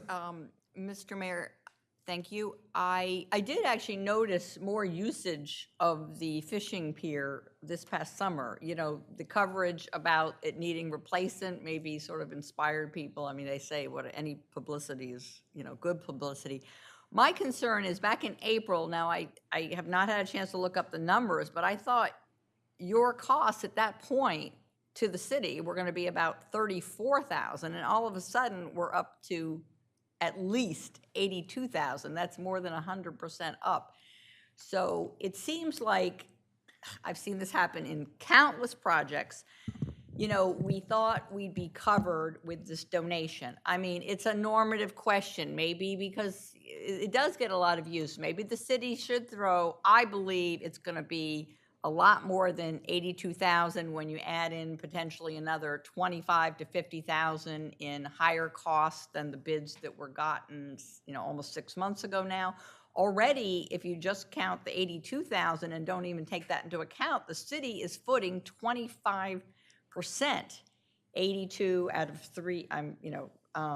352 is 25%, and that's going to rise. So I think we should be aware that we have to. Maybe it's too late to scale back the size of this fishing pier, but we're already not keeping to what was the spirit. I thought that this VIA anonymous donor was, had a lot of sentimental attachment and was going to fund it, except for design costs. The way you're running the project, because you're anticipating that the costs will go up, and I actually think they will go up. So, and could you explain how we've gone from I thought it was about 34,000 total, we've now gone to 82,000 that the city has to pay Beacon Engineering as of this moment? Sure, Commissioner Good. slide that is in Mr. Miller's presentation is the same slide from our April 7th presentation, so the numbers haven't changed. The question was asked about the cost of design, because at the time at our last convening, there was a question about whether the city would pay for the design and the VIA would be responsible for the balance of the soft costs, permitting, bidding, construction phase, inspection. And so the cost of the design phase is roughly $34,000. The balance of what you see on the slide on the screen is the permitting, the design, or the bidding and construction phase services, and inspection and testing. But even the design phase has now gone from 34,000 to 43,700. The 34,000 is the balance. We have been at the schematic phase. We've had schematic phase completed for roughly 2 years. The balance of the fee that the city would pay at the 34,000, that is to actually do the construction drawings, put together the contract documents and the bid specifications to get the project ready for permits. And then once the design and construction documents are complete, it will be at that time that someone would need to initiate bidding, or the permitting phase, whether that's the city pays for it, whether the VIA pays for it. That's just to complete the design. But if the VIA were to pay permitting fees, that would exceed the anonymous donor's commitment for, I thought, $250,000. $200,000 for construction and $50,000, in perpetuity, or maybe for 25 years for maintenance. So can you reassure us at all, just so the public can, give us their opinion as to whether this asset is worth what will probably be even more than $82,000 of their hard-earned money, because it has escalated, to me, since April by quite a bit. And Mayor- now you're saying the construction costs are unlikely to be the $198,000 of the, 2025, spring 2025 bid. So it's like ever, escalating on us. Mayor, if I could, please. She's asked, let him answer the question first. So I'm not sure the question, Commissioner Good. Could you restate, please? Well, just whether, the costs that you anticipate for design and permitting, bidding and construction, inspection and testing, at least that, my recollection is in the past, we were only shown the design costs at the time of around $34,000. Now they're, another 25% higher, plus you've added in inspection and testing and bidding and construction costs that I don't believe we were shown in April. So we weren't given full enough information. I do see people using the fishing pier. It's a lovely little amenity. I don't have a problem with it, but at least I want all of us to gain clarity as to exactly how much this is going to cost. And we may have made poor decisions. Maybe we probably shouldn't have tried to replace it in its existing footprint, because it would have kept the construction costs lower than now it's 198 plus, it probably will go up by 10 or 20% by the fall of 2026. So I'm just asking whether there's any end in sight with this 82,000, unless cities' permitting fees go up a lot, which, they were raised, I believe, in January of this year. If there's any cap on your fees for design and permitting and all of that. Sure. So we have a contract with the city to provide the fees that are listed on the presentation sheet, again, that came from the April 7th Commissioners' Workshop presentation. So we're under contract for $82,550 at this point. And once we get into construction, if we wind up with a differing site condition, and in lay terms, the contractor begins vibrating the piles at either location. If the piles don't develop the strength, then that will cause the cost of the project to go up. Those are things that can't be seen during the design phase without expending even more money. And I have referred to these sorts of things as science experiments in past presentations. So our design basis, Commissioner Good, is the geotechnical analysis that the city commissioned for the replacement of the Lake Gerard Bridge. The city paid a lot of money to a geotechnical firm to do exploratory drilling and establish the soil bearing capacity for construction of the bridge. We are using that as our design basis for what size piles will be proposed, how deep they will be. During the construction, the contractor will actually prove that with testing. The inspection and testing that we have here is for third-party inspection to be present to witness that, to confirm that the design that the contractors will bid on is in keeping with the soil conditions at the specific location. Well, the answer I'm hearing makes me very nervous. This is typical. We've had this with other projects where change orders are almost at the discretion of the contractor entirely. There's no cost, there's no offer to cost share. So you're saying, you could discover this, that, and the other. Now, I know you've done a lot of work for the city. A lot of it has been, extremely valuable and well executed. But this, to me, is too open-ended for me to be comfortable with it. So I think we're going to need more information about, well, I fear that scaling back the size of the pier now, it's too late. Like 198 is too close to the 200 this donor budgeted for the design, especially as you're even admitting that it's almost inevitable the cost will rise considerably before, summer, fall of 2026 when they're costing it out. Thank you, Mayor, if I Suzanne. could, please. Thank you, Suzanne. Yeah. Let me- Mayor, if I could, Commissioner Good, I'm not saying that the costs will go up astronomically. I'm providing a worst-case scenario because I've sat in enough of these commissioners' meetings over the years to understand that when things go south and you wind up with projects that are 50, 75% over budget, that there is a tenuous nature in the room. And so all I'm doing is I'm representing that there are things that happen in construction beyond anyone's best efforts. And so Commissioner Thier asked, what's the likelihood of the cost going up? I've declined to answer that because I am not prepared to. But I've just made a note that I will have some additional information, and I'm not sure whether Mr. Miller would desire me to be present for the April or the September 19th Commissioners meeting, but I will definitely make sure that he's prepared with the what-ifs that Commissioner Thier has requested and the what-ifs that I understand you're concerned about.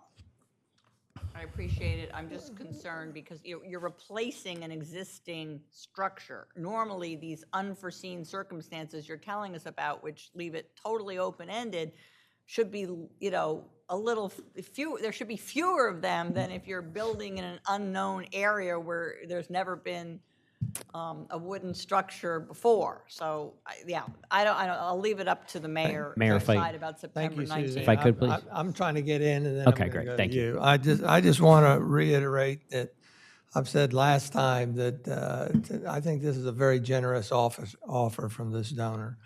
Myself personally, if he was not to give it, I would want to promote that we would do it. But by taking his money, we were saving $250,000.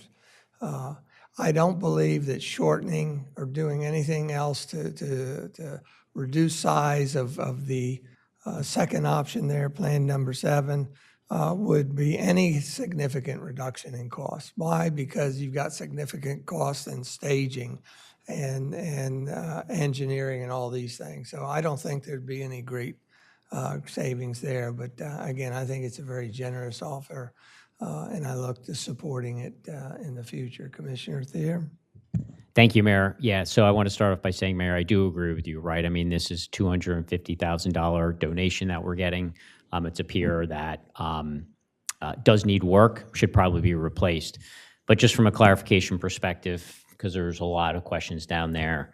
So you had committed to me, you will come back with a budget number for Mr. Tedder for the budget, right? So he's going to get a really conservative number. That's not going to be $198,000. It's probably going to be significantly more than that, but at least it gives us something to talk about. And a year from now, we're not saying, how did we get it wrong? But I think Commissioner Good also adds something to that as well, which is this 82550, which is currently up on the screen. That's what I'm pointing to, the design permits and construction oversight. So we should probably as well get from you what's our budget number from that, which should be conservative. I would think since you're using the geotechnical analysis from Rajar Bridge, I mean, it is probably 15, 18 years old. Should be pretty good. Do you have any concerns that it being probably 20 years old, we're going to have problems?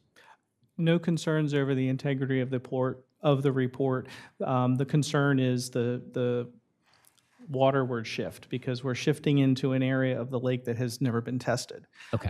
For the September 19th presentation, if we were to spend the money today versus put the cost of this testing on the contractor, we would know with a high degree of certainty that what we're proposing will work without this differing site condition that I referenced. For the presentation on the 19th, I'll have the cost for what that exploratory testing would be that is essentially embedded into this $200,000 budget. Okay, so I think what I'm hearing from you is if we keep it in the position that it's in today, less risk because the geotechnical analysis covered that area. Yes, sir. It did not cover the area where it juts out into the lake, so That's less correct. risk. That's correct.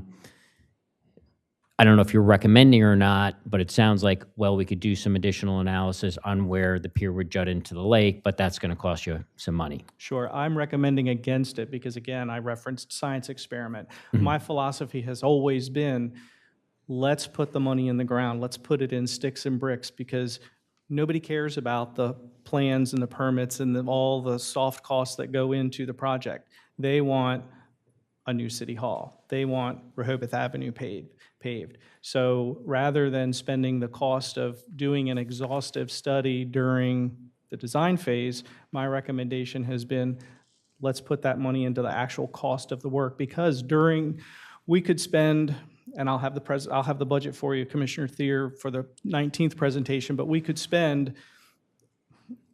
X dollars on renting a barge and putting a geotechnical rig out into the lake and drill exploratory borings to come up with the soil bearing capacity and the estimated pile bearing strength. Or the contractor has to bring a barge, he has to bring his equipment to be actually set the pile. Once he sets that pile, through the sheer energy of installing that pile, we will know what that soil bearing capacity is. And it'll either be equal to or greater than what was found during the exploratory work for the Lake Girard Bridge replacement, or we'll find it's less. If we find it's less, then to Commissioner Good's concern, costs are going to go up because the piles will now need to be longer. There could be a delay in construction where we can't set piles because we have to buy longer piles and they're not locally available. So those are the unknowns that I think that the project faces. But again, to allay those concerns, I'll show you in dollars and cents how much that initial study would be versus, and I don't want to sound like a cowboy, going out there on a barge with a pile driver and set the pile, and now we know how much it costs, how strong it is. So great. I mean, it sounds like you're going to bring us both options. I think the key takeaway from this last couple of minutes of dialogue is that, at least as of today, less risk if we leave it in the position, if we rebuild in the current position of the pier because we have a geotechnical analysis. Yes, sir. Okay, great. So we'll look forward to that presentation less than 2 weeks from now. Thank you. Yes, sir. Thank you. Is there any, I want to go to the members of the public, but is there any discussion? I'll get to you. Is there any discussion on the funding agreement? Or do you want to say something first? Yes, please. Yes, Henry. Commissioner Thier, I called Mrs. Conacy. I thought that was it, but I wanted to make 100% sure. They very much prefer the location of the new pier to be in the same location as the current one. Okay. And Thank you. Did they give a reason? No, I didn't ask him, but I will talk to Mr. Hardy or Mrs. Conacy and ask that, just tell them they may want to be here on the 19th. Okay, Commissioner Saunders? Yes, I don't want to skip over the item that we're including discussion of a donor recognition plaque, which I think we're all for, but I just didn't want to miss that.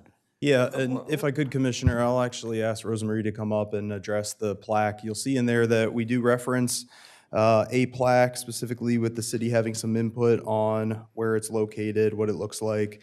The VIA has a separate agreement with the donor which covers the plaque, and so is there anything that you want to add to that? Sure. Yeah.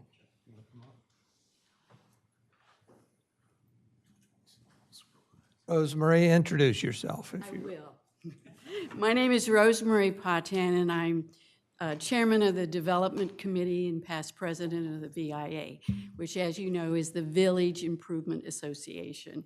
We got involved on this because a gentleman one day knocked on the door of the clubhouse and said that he has been a long-term summer resident of Rehoboth since he was a child. And his grandparents and parents had a home here. He was the oldest of 4 children, the only son and 3 daughters. And what he did all the time was run to the pier to fish because he had to get away from his sisters. With that, he became very successful in life.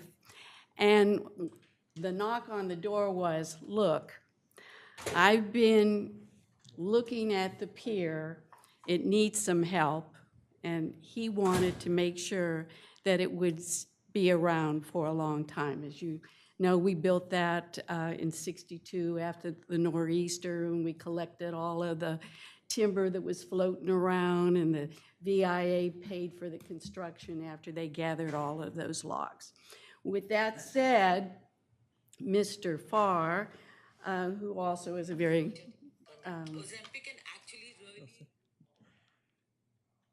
enlightened individual in terms of agreements, he offered $250,000 that would be exclusively for the replacement and the rebuilding of the pier, and that he would also give $50,000 as a permanent maintenance reserve endowment, and that would be given to the VIA, and if the pier was reconstructed or rebuilt, and in terms of that $50,000 that would be hopefully gaining some interest, as long as it was there, there is a mechanism for the city to ask the VIA to fund them the money.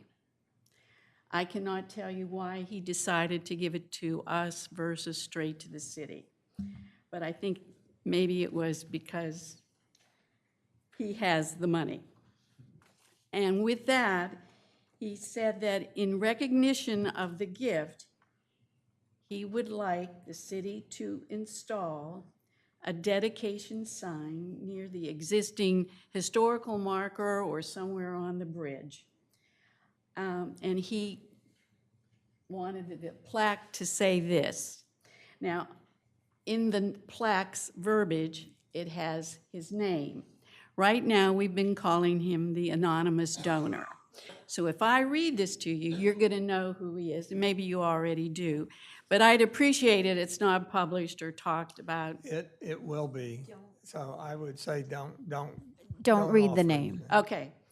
But anyways, the name of the pier is his name, Pier. And so with a gratitude for a happy childhood spent here and in the hopes of sharing its joy, this man endows the rebuilding and maintenance of the children's fishing pier on Lake Gerard so that generations of families may continue to gather, fish, and make memories. And that's it. So now the VIA signed an agreement that this is what would happen.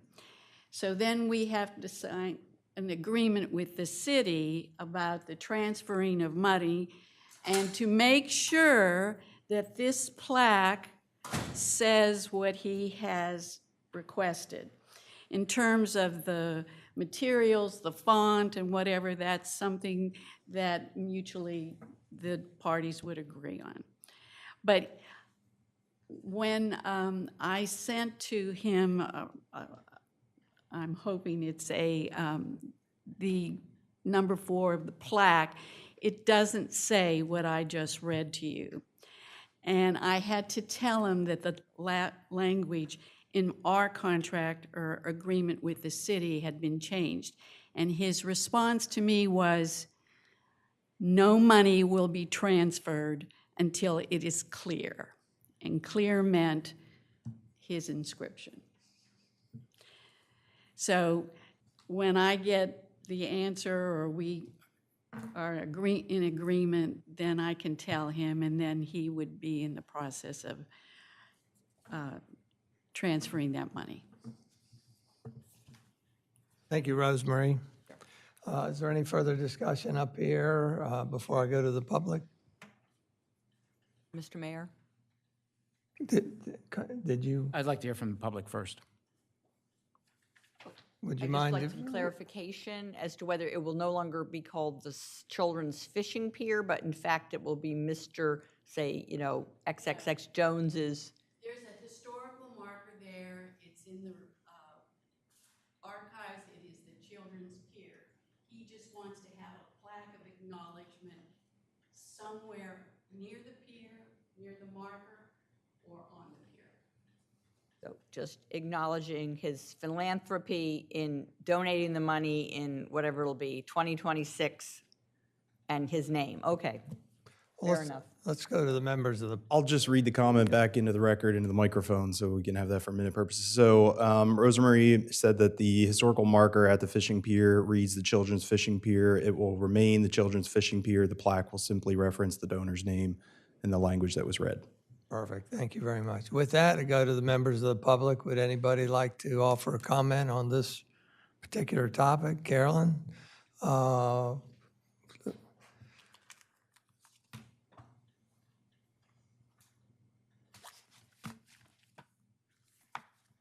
Carolyn Diefendorfer, city resident. I fully support the fishing pier being rebuilt.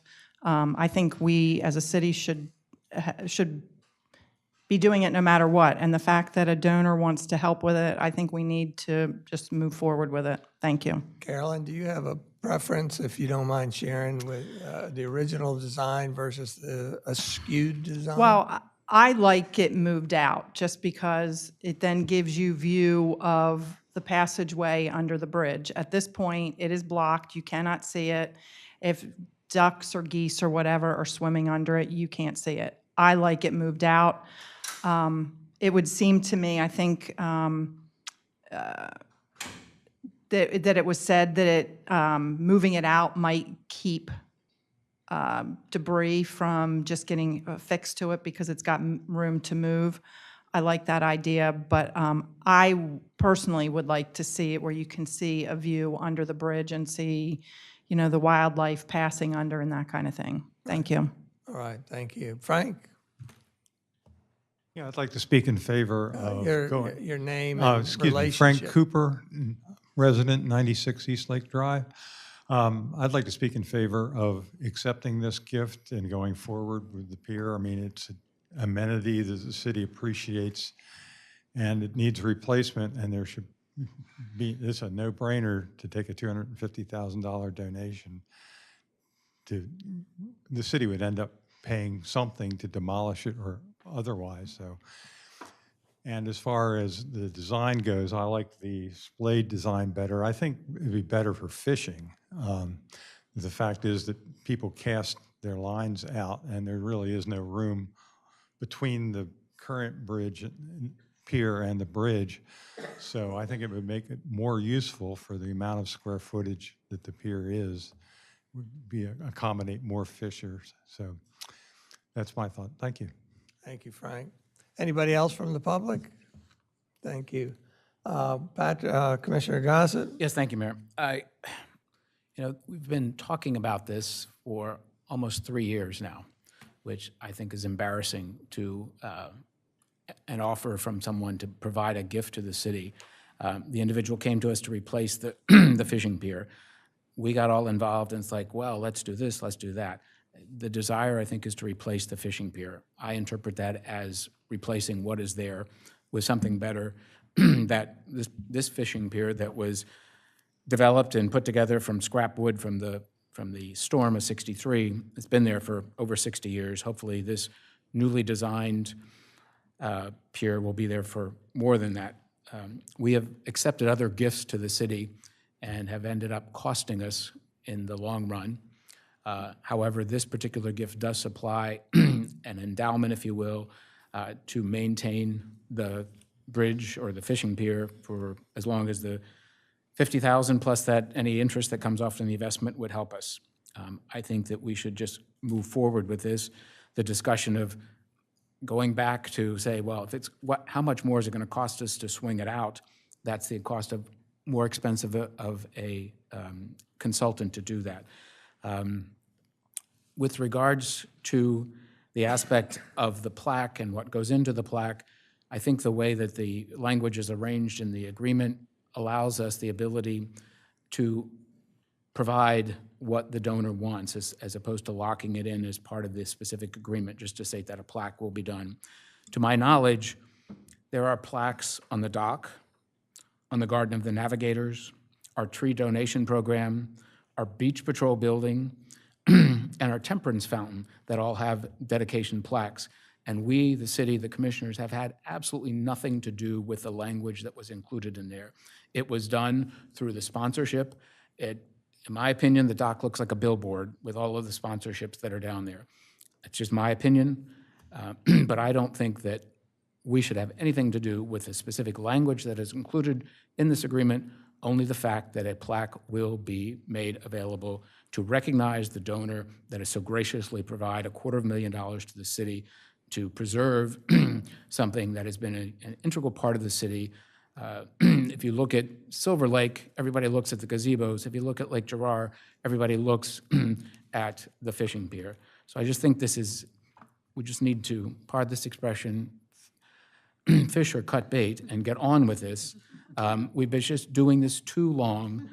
The movement of glacier speed here is just very, very frustrating. And if I were someone that anonymously were giving $250,000 to the city to do something that would interpret as very simple, it just would be a very frustrating process. And if we continue to delay the decision on this, I just am very hopeful that the donor will not rescind the offer. Thank you. Did you? Yeah, if I could, Mayor, I appreciate your comments, Commissioner Gossett. I do want to just touch on the paragraph 4. So originally in the draft that we got back from the VIA, it did include a reference to the exact language that was read. Our concern, the city staff's concern, is that if one word changes, if the donor decides that they don't want their name in there anymore and they want to be just anonymous, that would cause us to have to bring the agreement back to you all for ratification. So we prefer to leave the language details out of the agreement. Again, as Rosemarie had mentioned, that's already addressed in a separate agreement between the donor and the VIA.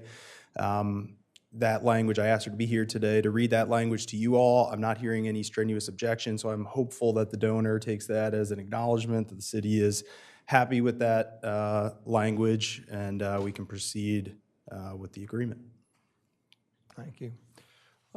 With that, the agenda language for the September 19th meeting is exactly the same as what's here, but for the addition of the ability to vote for the approval of the final design and also adoption of the funding agreement. Is there any last comments?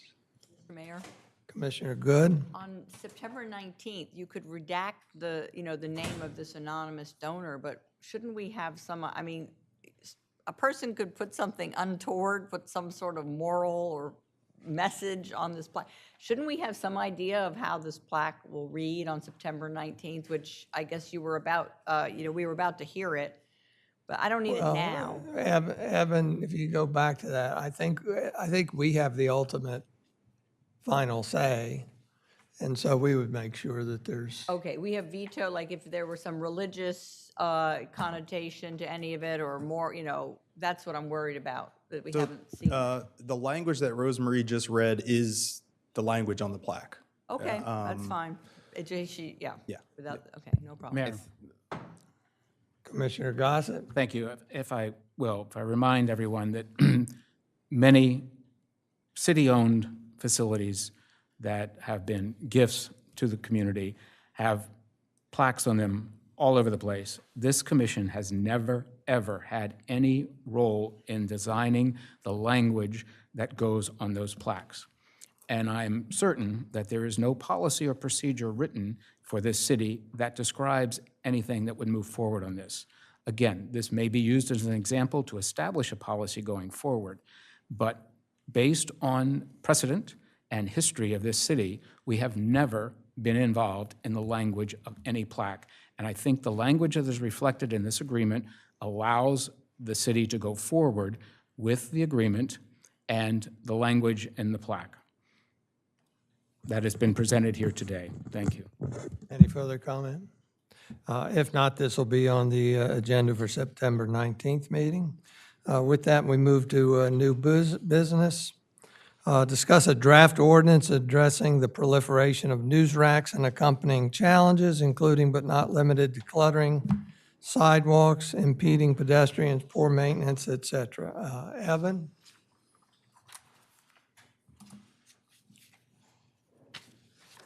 Thank you, Mayor. Again,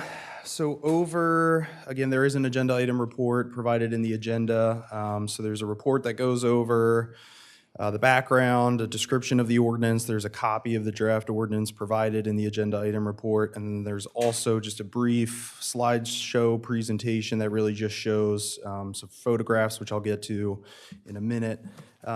But just to provide some background, so over the past several years, this goes back to actually at least 2020, the city of Rehoboth Beach has engaged in ongoing public discussions about regulating newsracks, really to address some of the concerns related to aesthetics, pedestrian safety, and management of public space.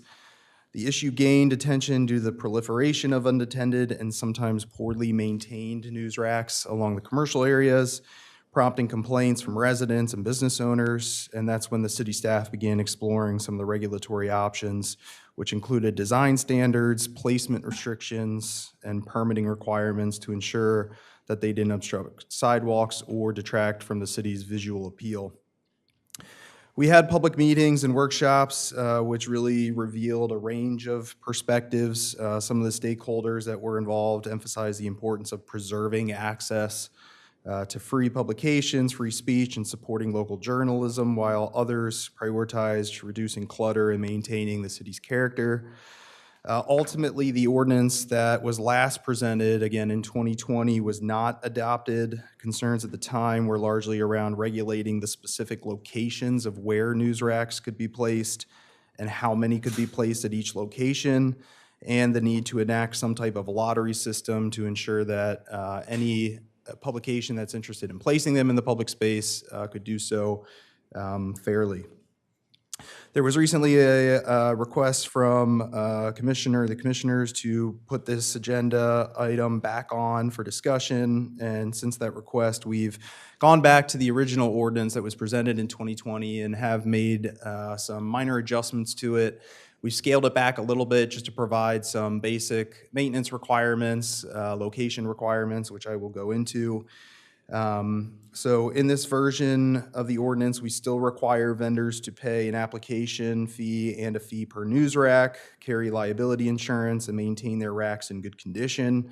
The news racks also must display, similar to what we do with signage, business signage in the city.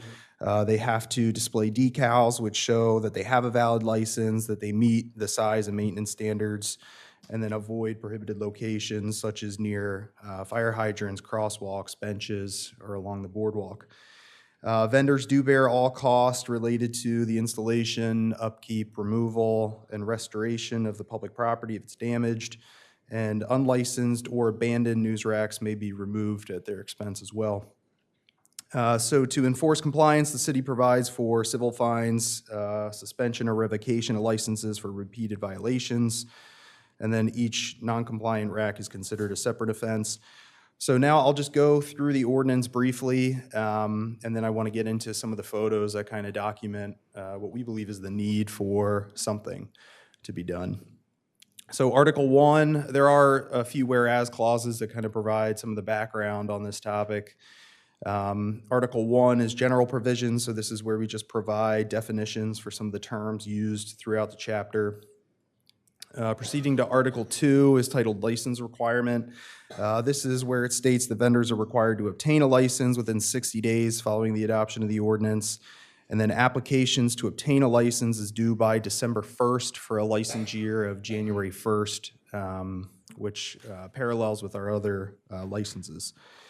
They're also required, the licenses are required annually, so there's a $50 application fee, which is to cover our costs associated with reviewing the application, the proposed locations, the quantity of the news racks, to verify that they meet the requirements of the ordinance, and then a $20 license fee per news rack, which helps recoup our costs related to code enforcement going out and ensuring that they're complying with the maintenance requirements, licensing requirements, et cetera. Following the approval of the application, if it's approved, vendors will be provided with the decal that's then placed on each news rack. And so this article outlines also the insurance requirements that are necessary and the maintenance expectations for each of those news racks.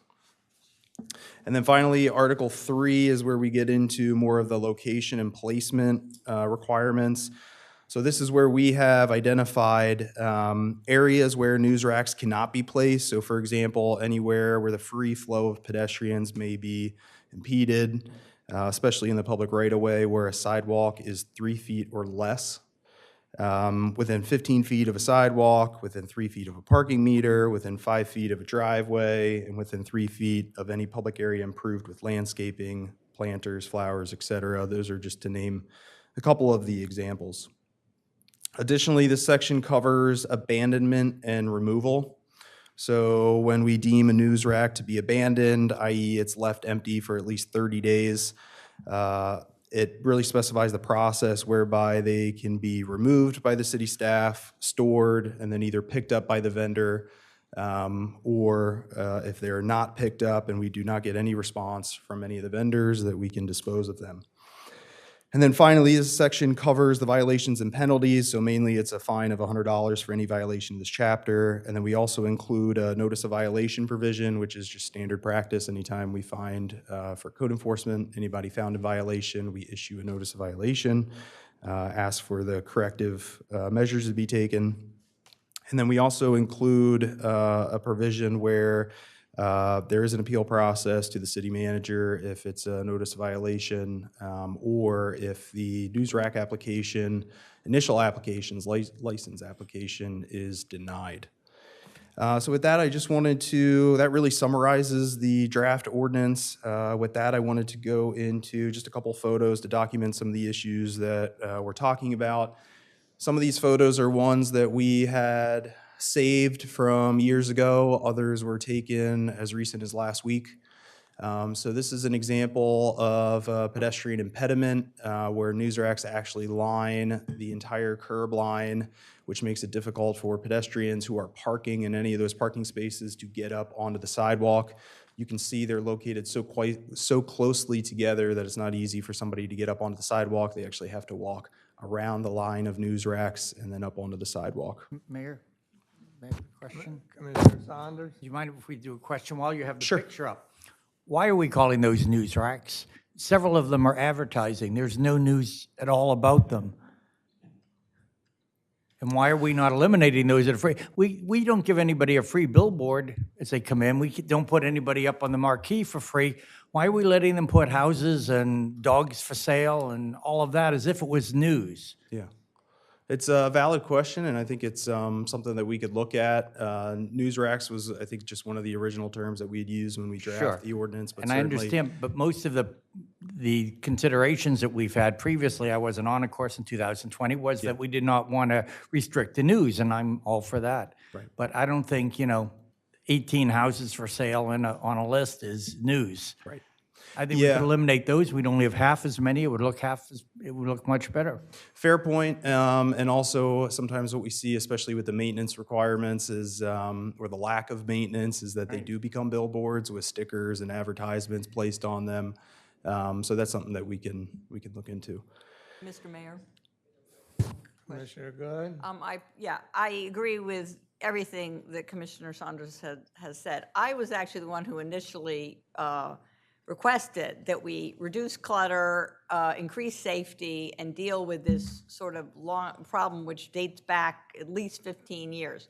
I feel as if we're like launching a missile to swat a fly. We want to license them and this and that. My proposal was, especially the ones right there on the north side of the avenue, right by the boardwalk, we have a pagoda in the vicinity which has nothing underneath it, to move the ones that are actually, functioning, like the Cape Gazette does still publish semi-weekly. The other main newspaper is weekly. Figure out the others that have not refreshed what's in there for over, say, a cutoff, like 6 months. But, oh my gosh, when I saw this ordinance where we're gonna charge license fees and not make just a more general attempt to clean up all the, to get rid of the dilapidated so-called newsstands, which haven't been refreshed or changed in sometimes months. The additional problem I have, something like the dining guide is only published annually, once a year. For instance, that doesn't need boxes in maybe more than 1 or 2 locations, maybe just by the boardwalk and by the post office. Whereas we have random boxes like at I think it's the southwest corner of Rehoboth Avenue and 2nd Street. There's just one there. It's some sort of map or real estate brochure, which has not been, it's empty right now, I believe, and most of the time. So I don't know that anyone else is given pause by this idea of now a license fee for these newsstands, like collecting $50 a year. I think that's not a good use of city staff's time, frankly. We are going to allow some of the more current publications, I believe, like the Cape, like no one is going to try. We're lucky to have a local paper like the Cape Gazette, and they do sort of need two separate boxes because they publish semi-weekly, and some people on the weekends, especially if they arrive on a Friday or Saturday, they haven't seen either of those editions, Tuesday or Friday. But is anyone else concerned about a new system for licensing, a new sort of object in town? Mayor, if I could, please. I'd like him to finish first. Okay. Would that be all right? Yeah, that's fine. Yeah, I think just to briefly touch on that, I mean, again, one of the intents of the licensing is not only to recoup the cost that we are spending on having code enforcement out there enforcing some of the maintenance that is dilapidated, or some of them are becoming trash cans, or in some cases restrooms. So we have a cost associated with trying to clean up the public space. Additionally, one of the biggest things is that we have contact information for anybody that has news racks out there. We have picked up vacant news racks before, and we've stored them and just cannot find any owner, any contact information. So if we have that information, we're able to create a sense of ownership of these facilities, but then also help kind of keep up the public space. So we can come back to that, but I just wanted to No, I appreciate address that, but Sure. I just want to know, we have a fixed cost right now for code enforcement. We have 2 full-time officers. Like, to me, this is too trivial to start trying to collect $50. We just need to, make some reasonable decisions about whether this news rack makes sense to remain there. And you say you have removed some in Yes. recent years? Because I'm not seeing that, including on First Street between the Avenue and Baltimore.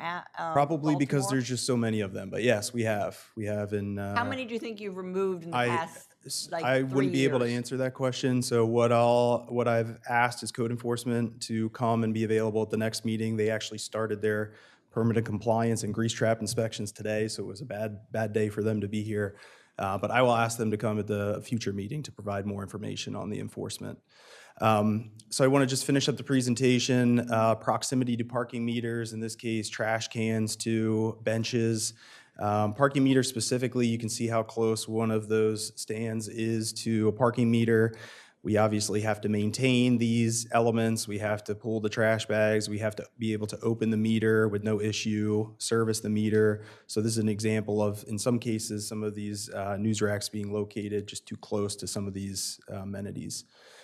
Clutter and trash, this is an example of just, again, maintenance. So you can see here that there's some graffiti, there's stickers, and a lot of trash has built up in in this particular news rack.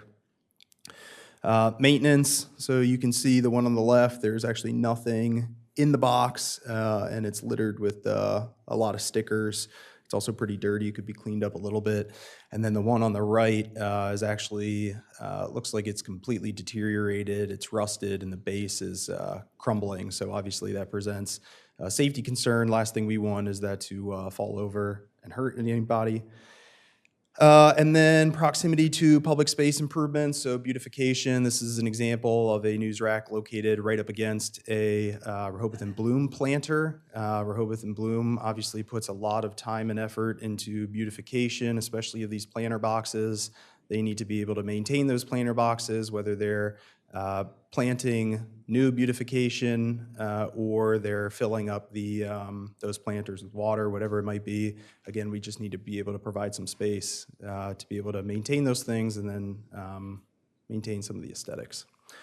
That was really all I had, just of some photos examples, so we can go back to. I'd like to show a few slides and comment, and then I'll get to you, Commissioner. Ann, if I could have the screen, please. I want to remind everybody that this started back in 2019, and I was involved back at that point. At the current mention of July 11th, there's 87 of the news racks. Back in 2019, there were 119 extra, 32 of them. Shoot.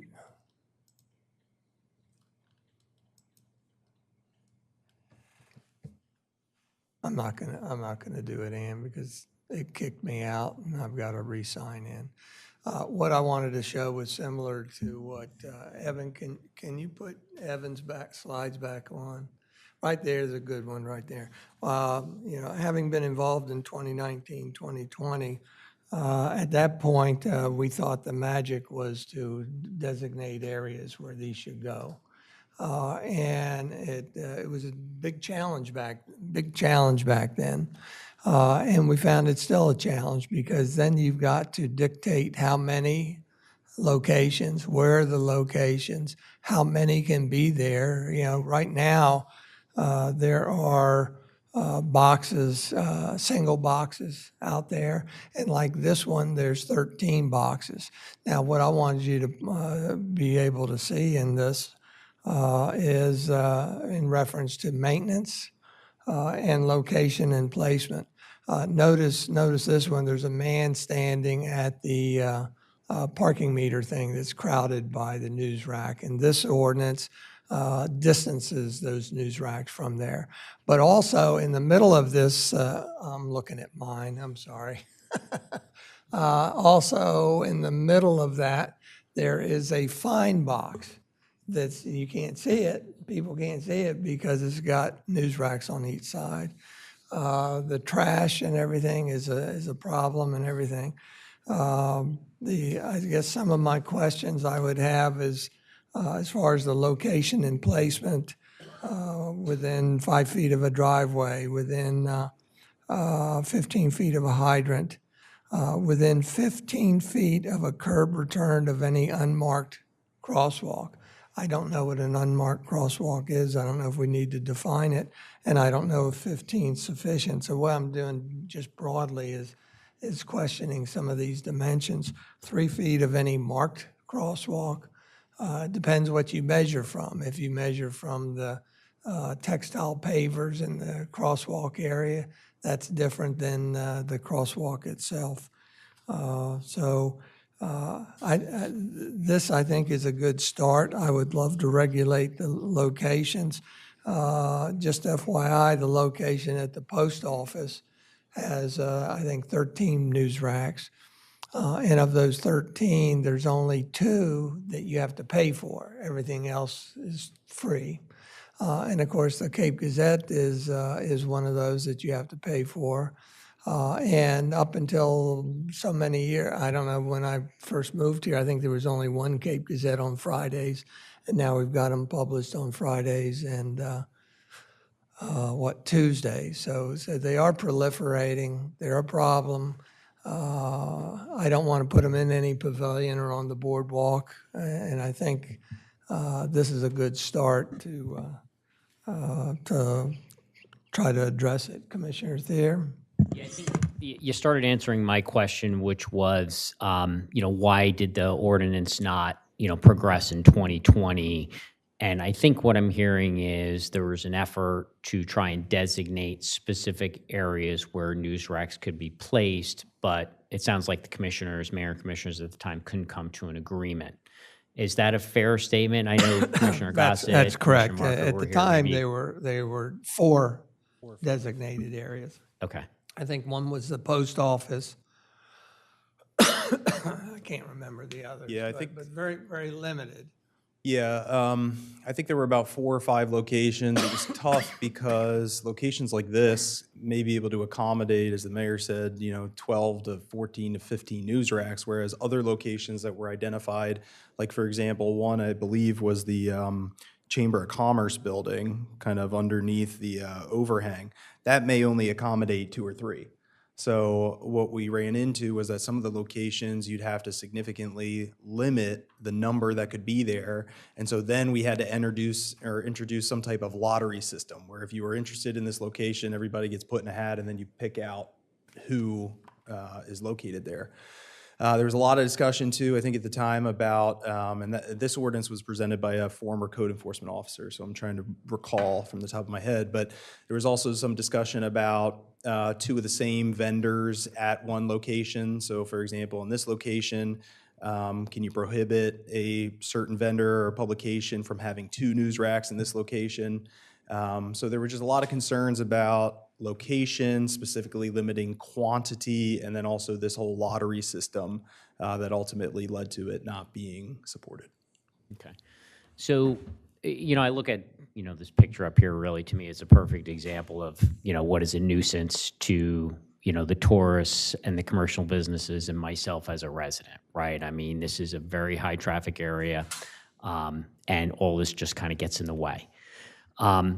So I guess my next question, and I'm looking at Ms. Ogden, is so why can't we just get rid of all of them? I know we can't, but what are the parameters, right? Because I would say, hey, that's too many. Maybe there should be 2 there. Well, the short answer is we can't get rid of them all. Clearly, First Amendment issues aside, we can't do that. And to answer Commissioner Saunders' question, the Supreme Court has determined that any publication, regardless of news, is considered a news rack. And so we wouldn't be able to prohibit real estate listings or any free publication. So again, that's, I think what we're trying to do in this instance is put parameters around where you can't, which would then limit where you can without saying as much. So for example, those in particular, too close to the right of, or too close to a parking space, too close to a parking meter, they couldn't be there. And by limiting it that way, we've said where they can and where they can't be. I think that's the simplest way to do it at the moment. What we really do want is to be able to look at the aesthetics of things. And if we have a decal on them and we know who to contact, then there won't be the issue that we've had thus far. We simply call and report it and they come immediately, or if they're in violation, their box is removed. I think we're just looking to try and find a way to more easily manage this. Commissioner, let me reiterate the importance of this picture for me. That again, it's the parking meter is on the right end of it, It's all crowded when people try to get around it. They've got the newsracks interfering. In the, I think maybe it's moved, but the fine meter used to be directly in the center, somewhere next to the Cape Gazette. But also remember where this is. On this side is Thrasher's and Dolly's and some of those places, Coors Ice Cream. And it's worked out beautifully for years, even though it's overcrowded. The lines from Coors and Thrasher's would go straight out into the road where the bandstand is. And what would happen is the crowds would naturally leave a gap there so that the wheelchairs or strollers or people could get through there. They just, as a courtesy, would stand back. Now with all these there, of course, the line has to go back to them, hits them, and then goes up the sidewalk. And the lines merge together. It does not work. And so there is a problem with the quantity in each location. Commissioner Thier, did you want to continue? Yeah, so just, a couple of comments I'll make, and this goes back to some of the comments that Commissioner Good and Commissioner Saunders said. What I'm finding is that when it comes to code enforcement or enforcement, and I think this is another example, we're going to spend a lot more money in salaries and compensation, whatever it is that we'll ever collect in, applications, and that's $70, they have to have insurance, so who's going to check that the insurance is actually valid? I mean, there are all sorts of things. So not only as it relates to this specific ordinance, but you'll hear me say in the future two things. One is $100 fine. Come on. I mean, this should be like $1,000 fine, right? Let's make the fine so high that people just comply. The second is there needs to be language in here that basically says the city manager can have something removed at his sole discretion. If the person, there is appeal language in here, right? If whoever it is, doesn't like, the code enforcement, the city manager's decision, they can appeal to the city manager. But again, we need to have deterrence that makes sense. So jack the fine up and give the city manager sole discretion to remove something. Anybody else? Mayor? Yeah, there is a section in here, these are little nitpicks, I guess, but there is a section in there that says for emergency, you can give them 15 days notice. So somehow that is not congruous to me. If it's an emergency, and then I don't see why you give them 15 days. But Bunky? Yeah. But and I'm sorry, this comes back, but Commissioner one of the issues that we deal today with code enforcement is we get into a vicious cycle where code speaks to the offender, right? Maybe they get compliance for a couple of days, and then they go back to offending again. So, we need to, I'm going to kind of come back to, we need to increase the fines, and we need to give the city manager more authority. That's the way we're going to ultimately get people to comply. Bunky, we will go to the public shortly. I'm sorry, Mr. Mayor. Commissioner, we need to be incredibly careful. This is a First Amendment issue. This is not just a simple code enforcement issue. So I would be very hesitant to simply provide the action in the manner in which you just said. We do need to be very mindful of the First Amendment issue associated with this. That is why this particular ordinance and this discussion is so complicated. Bunky, Commissioner Marker? Yeah, I'm bearing in mind the First Amendment issue, I think, first and foremost, but the situation, I believe, would be if the city's action eliminates the possibility that people cannot exercise their First Amendment rights. And I believe if there are venues that don't necessarily have to be on city property, or at least situated in certain areas of high traffic and all that kind of stuff, like Browsbat Books has paper newspapers, on the front of their premises. And so we're not, we're in no way encroaching on that, or we're eliminating that. And I would assume, and I'm not sure, but like at the post office, where is it? Is it on post office property, or is that all city property? It's sidewalks, so it's city property. But I'm just saying that even at, the coffee shop at the end of Rehoboth Avenue, there would be places for commercial establishments to have these, and I guess as long as we're not encroaching on that or whatever, would that be in some way a means of at least limiting the amount of space that the city feels like it has to devote to it? So that would be my question. But clearly, this is, really a hazard, and also in the fact that, come on, it's, here we are in the, what century are we in? 21st, right? Do we need to rely on paper, paper newspapers when, we can get this information online and so forth? So I'm just questioning whether, that we can't frame, an ordinance that can be functional for our needs. You don't mind, I'd like to go to the members of the public. Go ahead.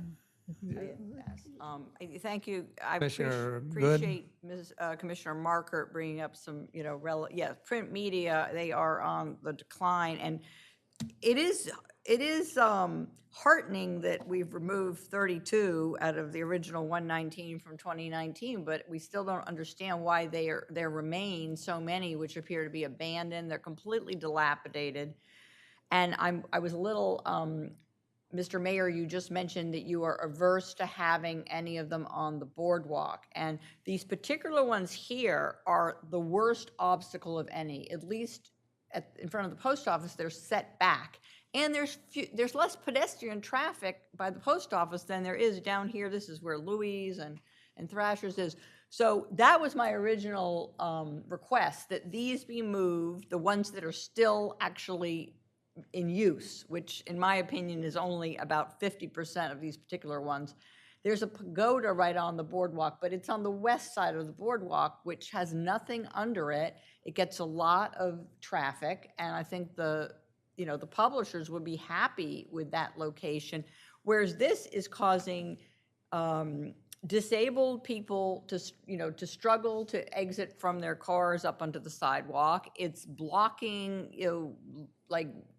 flow of pedestrians. These are like a disaster. I don't know why we're wedded to ever keeping these. I mean, I think these should be moved immediately either to the pagoda or possibly in front of City Hall or in front of the new lifeguard station. Like, we have locations where we wouldn't be impeding traffic flow. Like, I can't believe we're really worried about the boardwalk being somehow an inferior location when, look at this. This is where the sidewalk's fairly narrow. And anyway, and again, I agree with Commissioner Thier. Yes, I think you have a fixed cost to city staff, and for them to be collecting this money and then having to check whether the publisher carries insurance, this is like absurd. We are, and I hope some more of us, like Commissioner Thier and I, can worry that we're hitting this with a sledgehammer rather than with just some common sense. All right, let's go to the members of the public. Cindy, you're first, and then Frank, and then whoever else. Cindy Lovett, 4 Canal Street. Thank you for taking this up. I was on Streets and Transportation Committee for 8 years and triggered this at the time, and I actually called 6 different cities. I have the study if anybody wants to see it, and asked them what they do about this. And the one that came back to me the most was Key West. They have all kinds of rules and code and everything for theirs. But one of the other cities I talked to, and it is protected by the First Amendment. That's the problem. All they need in there is one article, and it's considered a newspaper. So you can't just throw them out, unfortunately. They can, of course, the nasty ones can be gotten rid of. But the one city I talked to said what they had done is they got racks. Now, we have multiple places in the city that we could put racks, and instead of the boxes, they would have to use the racks. For instance, up by the bus stop, underneath that shelter, the roof. where the old coin kiosk was on First Street in the center. They could go there. Here at the city, down underneath that, the overhang thing, they could go there, and you can purchase racks that are, decent looking and make them use them. They just have to be given an opportunity to put out their newspapers.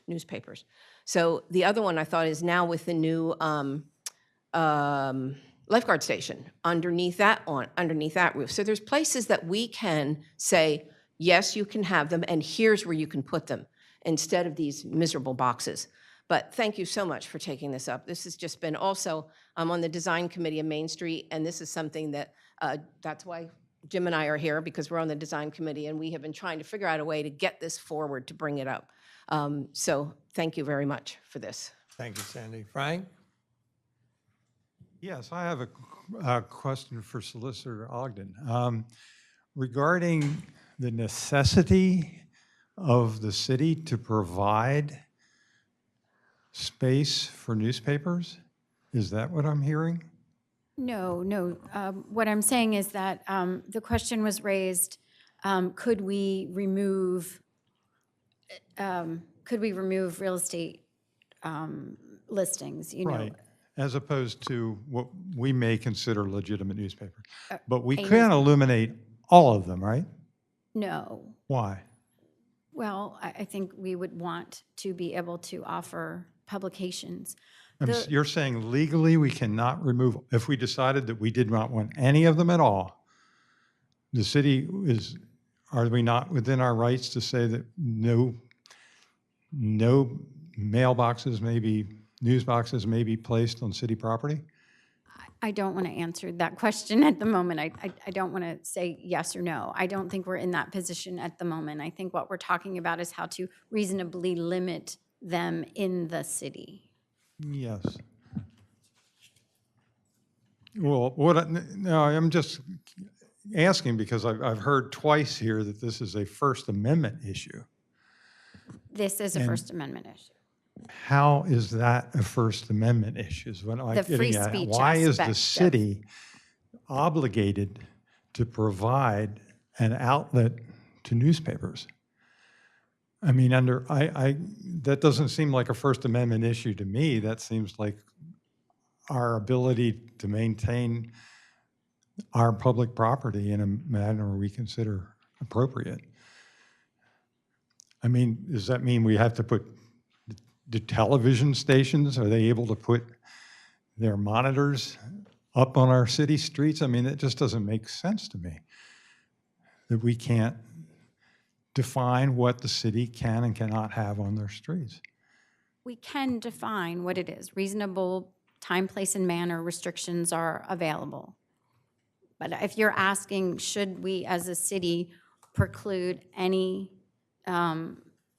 newspapers, any publications from being anywhere in the city, I don't think that's a question that's being posed right now, and I would hesitate to answer it.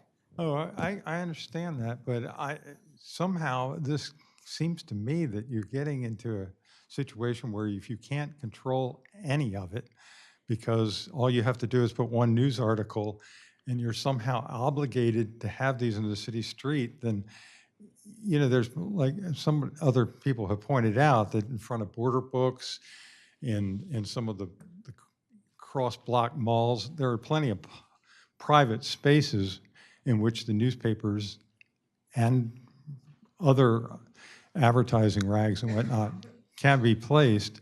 I don't know why the city should be hosting any of it. I mean, if we can't reasonably control it without a massive amount of public expenditure on building and licensing, having to go through all this stuff and remove them and all that kind of stuff, and nobody seems to like them particularly. Thank you. Then why not just nix the whole thing? I mean, isn't that the easy answer here? It's like, no more boxes on the sidewalk unless you own the property. Thank you, Frank. Thank you. Carolyn? Carolyn Diefendorfer, city resident. I like a paper newspaper. I get a newspaper delivered to my house every day. And I fully support people being able to have their newspapers. I don't like all this stuff around either. I do think, I think we have to be able to provide a public service. When when visitors come in, they want to know what's going on in the local area. They'll pick up these publications. That brings dollars into the city. I like the idea of having particular locations. When I looked at all the restrictions, I started wondering, one, where can you even put them? Because if you can't be within 3 feet of a bench, there's very few places that you're even going to be able to have these. So I think we need to look at, based on the regulations as it's written, where could you even put them? And I think you're going to find that there's very few places you can put them because of the benches. So, and I do think that's a problem. I think we need to make information available to our visitors. It helps the city in the long run. Thank you. Thank you, Carolyn. Anybody else? Bring it back up here. So we've got the proposal in front of us. We need some guidance on where to head next. We could certainly have it on the next agenda for a vote or additional discussion at a future workshop. Mr. Mayor? Commissioner Good?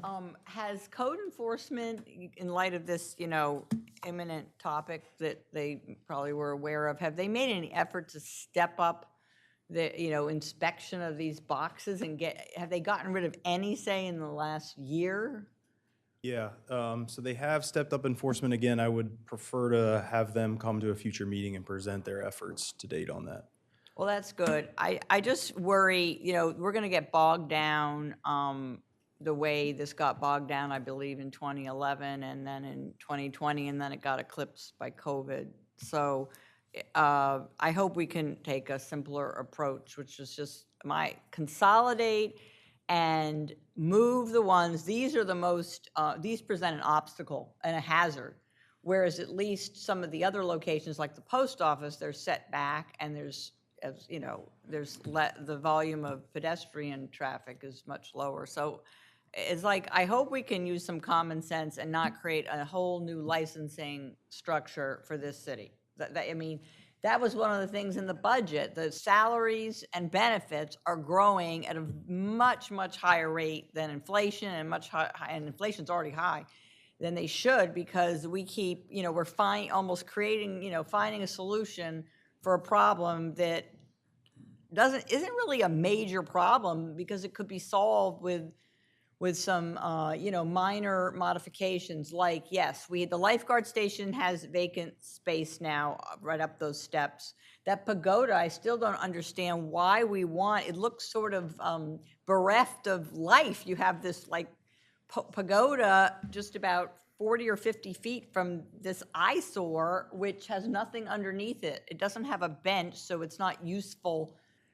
useful spot, except I guess someone seeking a little shade and standing. And I don't know why, the boardwalk, I would not be against having some of them, if we're going to have them, in those locations. And that would be at least a short-term solution to get, by next summer, I pray we can get these, which are the most offending in my view. Aesthetically, I can't believe some of them, they don't publish more than once every, maybe, semi-annually, once every 6 months or something. Why they are, at this point, it's unlikely the publications are, legitimate publications, to be honest. Some of the stuff in there is years old. So is there any support to move some of them to locations which aren't as obstructive as this particular one is the worst. This is on the north side of the avenue in front of, IBAX, Louis, and both the owners of both Louis Pizzeria and IBAX are very anxious to get all of them moved. They're like roaches underneath them. It's not, it's impeding traffic. You could talk to them yourselves. They spoke to me about this In 2024, I requested that we do something about this in January or February of 2025, maybe earlier, and here we are. And I just want these moved by Easter 2026. Thank you, these particular Suzanne. ones. Commissioner Saunders? I sort of come down where Commissioner Thayer was talking about the carrot and the stick, and we've tried the carrot, and it hasn't worked, and I think it's time we use the stick in a big way. I don't know if $1,000 is high enough, you know? I really think that it's time that we took some severe action. I don't want to see these moved somewhere else in the city. I want to see them moved to a dumpster. You know, I want to go from 13 to 3.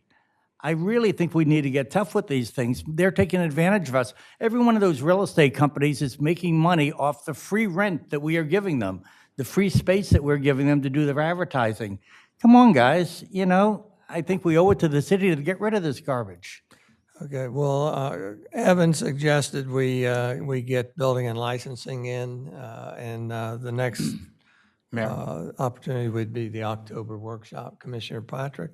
Yes, thank you. Just curious on this, we talk about distribution of materials. We have ordinances on the books with regards to signage. You can't put a A-frame sign on the street on any public property. No advertising in that regards. If this falls into advertising, wouldn't some of those rules apply in the sense of the code imply if it is public advertising on public property? I agree with Commissioner Thayer that, you know, $50 and $20 in a fine is much too low. They should be, I don't think even that covers the cost of the staff if we would implement this. Would we be able to also have multiple fines levels? There's an actual newspaper that is sold is a fine, or a particular rate for that license application for a sold newspaper.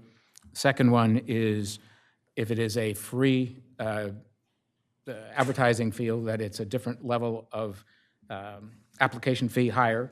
The other thing I think about is if we can get rid of all of them. The chamber supplies and the realtor supply welcome bags for every realtor that comes into town with multiple information in their dining guide, real estate guide, et cetera, et cetera. The train station is the visitor center that if you walk in there, that's all you see is rack brochures on every wall that's there. The chamber also runs the visitors kiosk on the boardwalk where all of that information is available. You know, Browseabout has newspapers available in their little niche in the front of the street. Some of the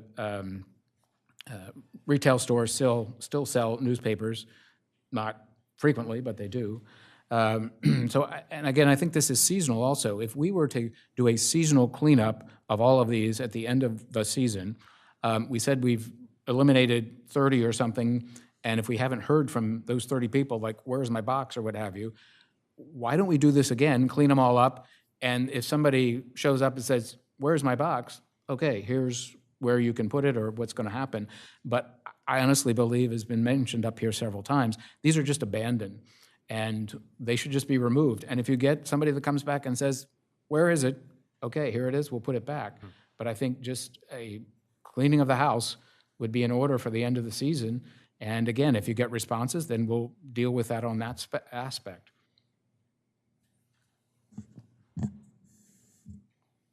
Anybody else?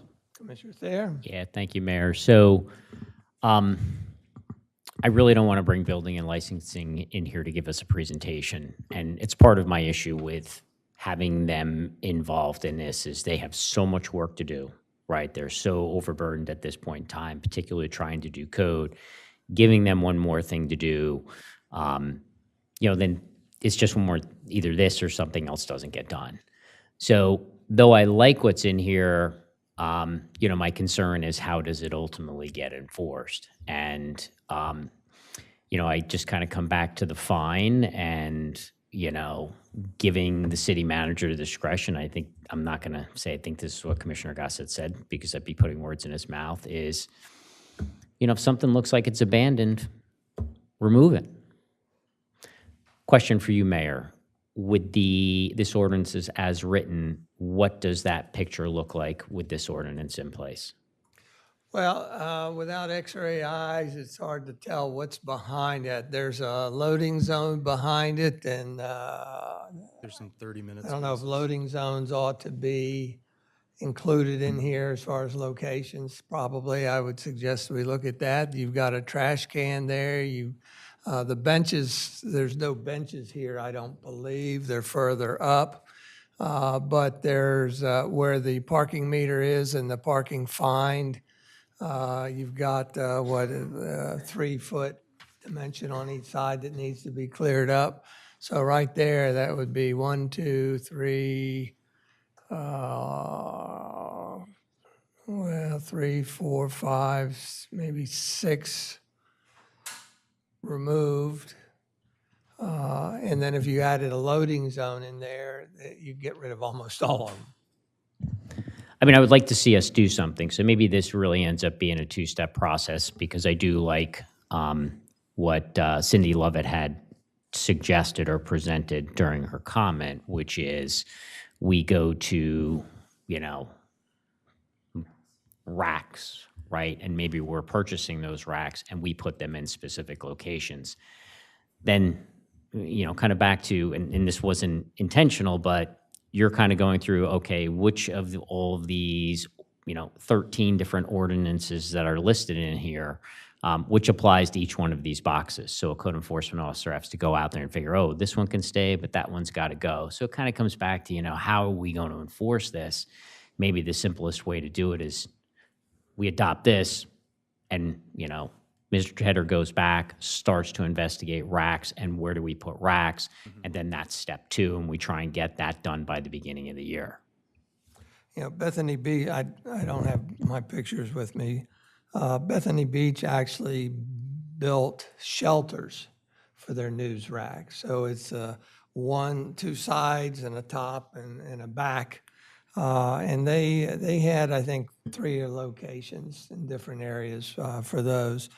And several years went by, I went back down there and noticed them. And they're all filled.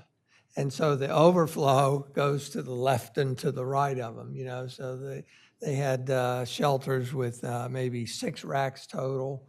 And they were all just single level. But they do make racks. You're saying racks. They make alternatives to news racks that are double tiered. So you can crowd a little more in that area thing.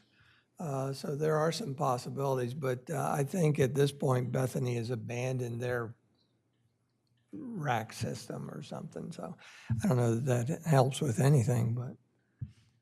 Mr. Mayor? Commissioner Good? Yeah, I appreciate Mr. Cooper raising the issue. Like, why are real estate ads, even the dining guide, which is fundamentally an advertising brochure, why are they protected by freedom of speech? So at this point, of the 12 or so that are there, I believe only 3 of them should be there at all. I don't think any of them should be there because of the limited space between the curb and those businesses. So that was my idea, to move the legitimate newspapers to under that pagoda, which is very close to there. Then you take care of the worst of the areas, then reevaluate. I think the ones in front of the post office there are fewer of them, and they are more legitimate publications that publish, periodically, as opposed to just something that might be 1, 2, or 3 years old. So I think someone like you, Mr. Miller, you could take an inventory, especially look at the sole one standing by itself, at 2nd Street and Rehoboth Avenue on the southwest corner. And we're not saying, like, there are many businesses, including one of the restaurants happens to have decided on its property to have a newsstand with the Camp Rehoboth, I think it's semi-month, it might be every other week it publishes, Camp Rehoboth. And the chamber, of course, they're going to have brochures and the visitor centers. That's different. That's at their discretion, and that's great. But these ones on the public property, yeah, it seems like I like Commissioner Thier's idea. It should be at Mr. Tedder or Mr. Miller's discretion. I mean, some of them, yeah, as you know, they have trash in them or they have real estate ads which are 6 months old. It's like we're bending over backwards to retain things which any other city would have moved out like years ago. And if we assume the print press is in decline, which it seems to be, the rate of removing them should increase. Right now, we supposedly removed 32 over the course of the last 6 years. That's a little more than 5 a year. Like, to me, we should be removing 10 or 15 just in the next couple of weeks. I'd like to move this along. I'd ask Evan and Taylor, do you have enough information where you can distill from what's been said? And If you don't mind, Mayor, I'll just run through some of the comments that I had, or at least the takeaways. So I kind of see this as going two different directions. One is to continue to refine the ordinance that was presented today. The other is to maybe consider going towards more of a city-provided rack system. So for the former, in terms of reviewing the proposed ordinance, I have reviewing the license and fee concerns, specifically some of the amounts, looking at the specific location requirements, so maybe further identifying or better defining some of the requirements for where they could be located, giving the city manager greater authority, including looking at the 15 days notice as maybe being too much, enforcement of, or stepping up enforcement of existing advertising section of the code as a mechanism to help clean up some of the existing space. And then rather than maybe having code enforcement come in and do a presentation, maybe we could ask them to do some type of just briefing memo to give you all an update in terms of the efforts that they've undertaken recently to clean up some of these existing news racks. And then the other direction would be consider going towards the city-provided news racks. I think we could look into vendors that offer those types of products, where they could go, how much they cost. I think we could explore that separately. So, well, thank you. You know, in terms of the news racks that are, what'd you call them, Cindy?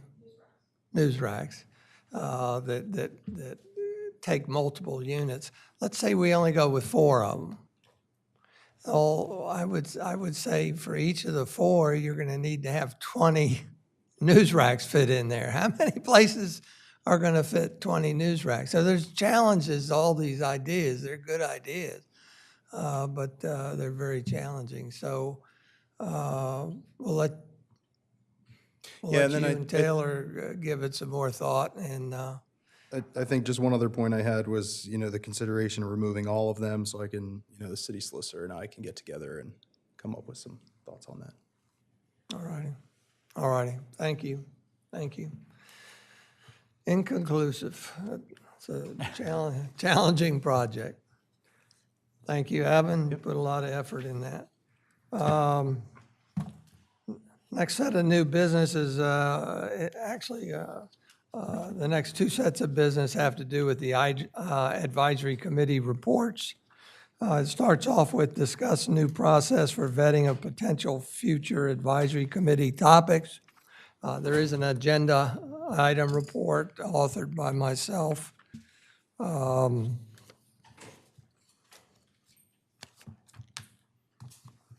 In your packet. Just wanted to remind everybody that, you know, the 2 new advisory committees have been authorized by the Board of Commissioners, but additional approvals are needed. And that's a process that we followed in the past. So my expectation would be that we'll do some discussions today, hopefully tweak things and refine things, and then bring them to a vote at the September 19th meeting. One would be the actual name of the advisory committee, and I'm suggesting that the name incorporate the descriptor advisory, so that everybody's reminded consistently that that it's an advisory committee, that they don't have any natural powers, that the mission statement also should be approved by the Board of Commissioners, and I think it's starting out with the chairs. Commissioner Thier for his committee and Commissioner Saunders for his committee, creating a mission statement that we have the opportunity to critique or add to. A number of advisory committee members total, including a chair. I'm used to a minimum of 5 members. And of course, they would be an odd number of voting members if they wanted to go up or down.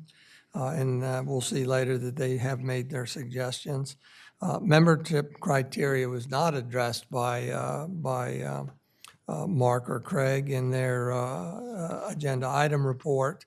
And so I wrote down here, what's written reflects the committee handbook, that the voting committee members shall be comprised of residents, property owners, and business owners, but that the committee may include non-voting members with specialized expertise who are not residents, property owners, and business owners.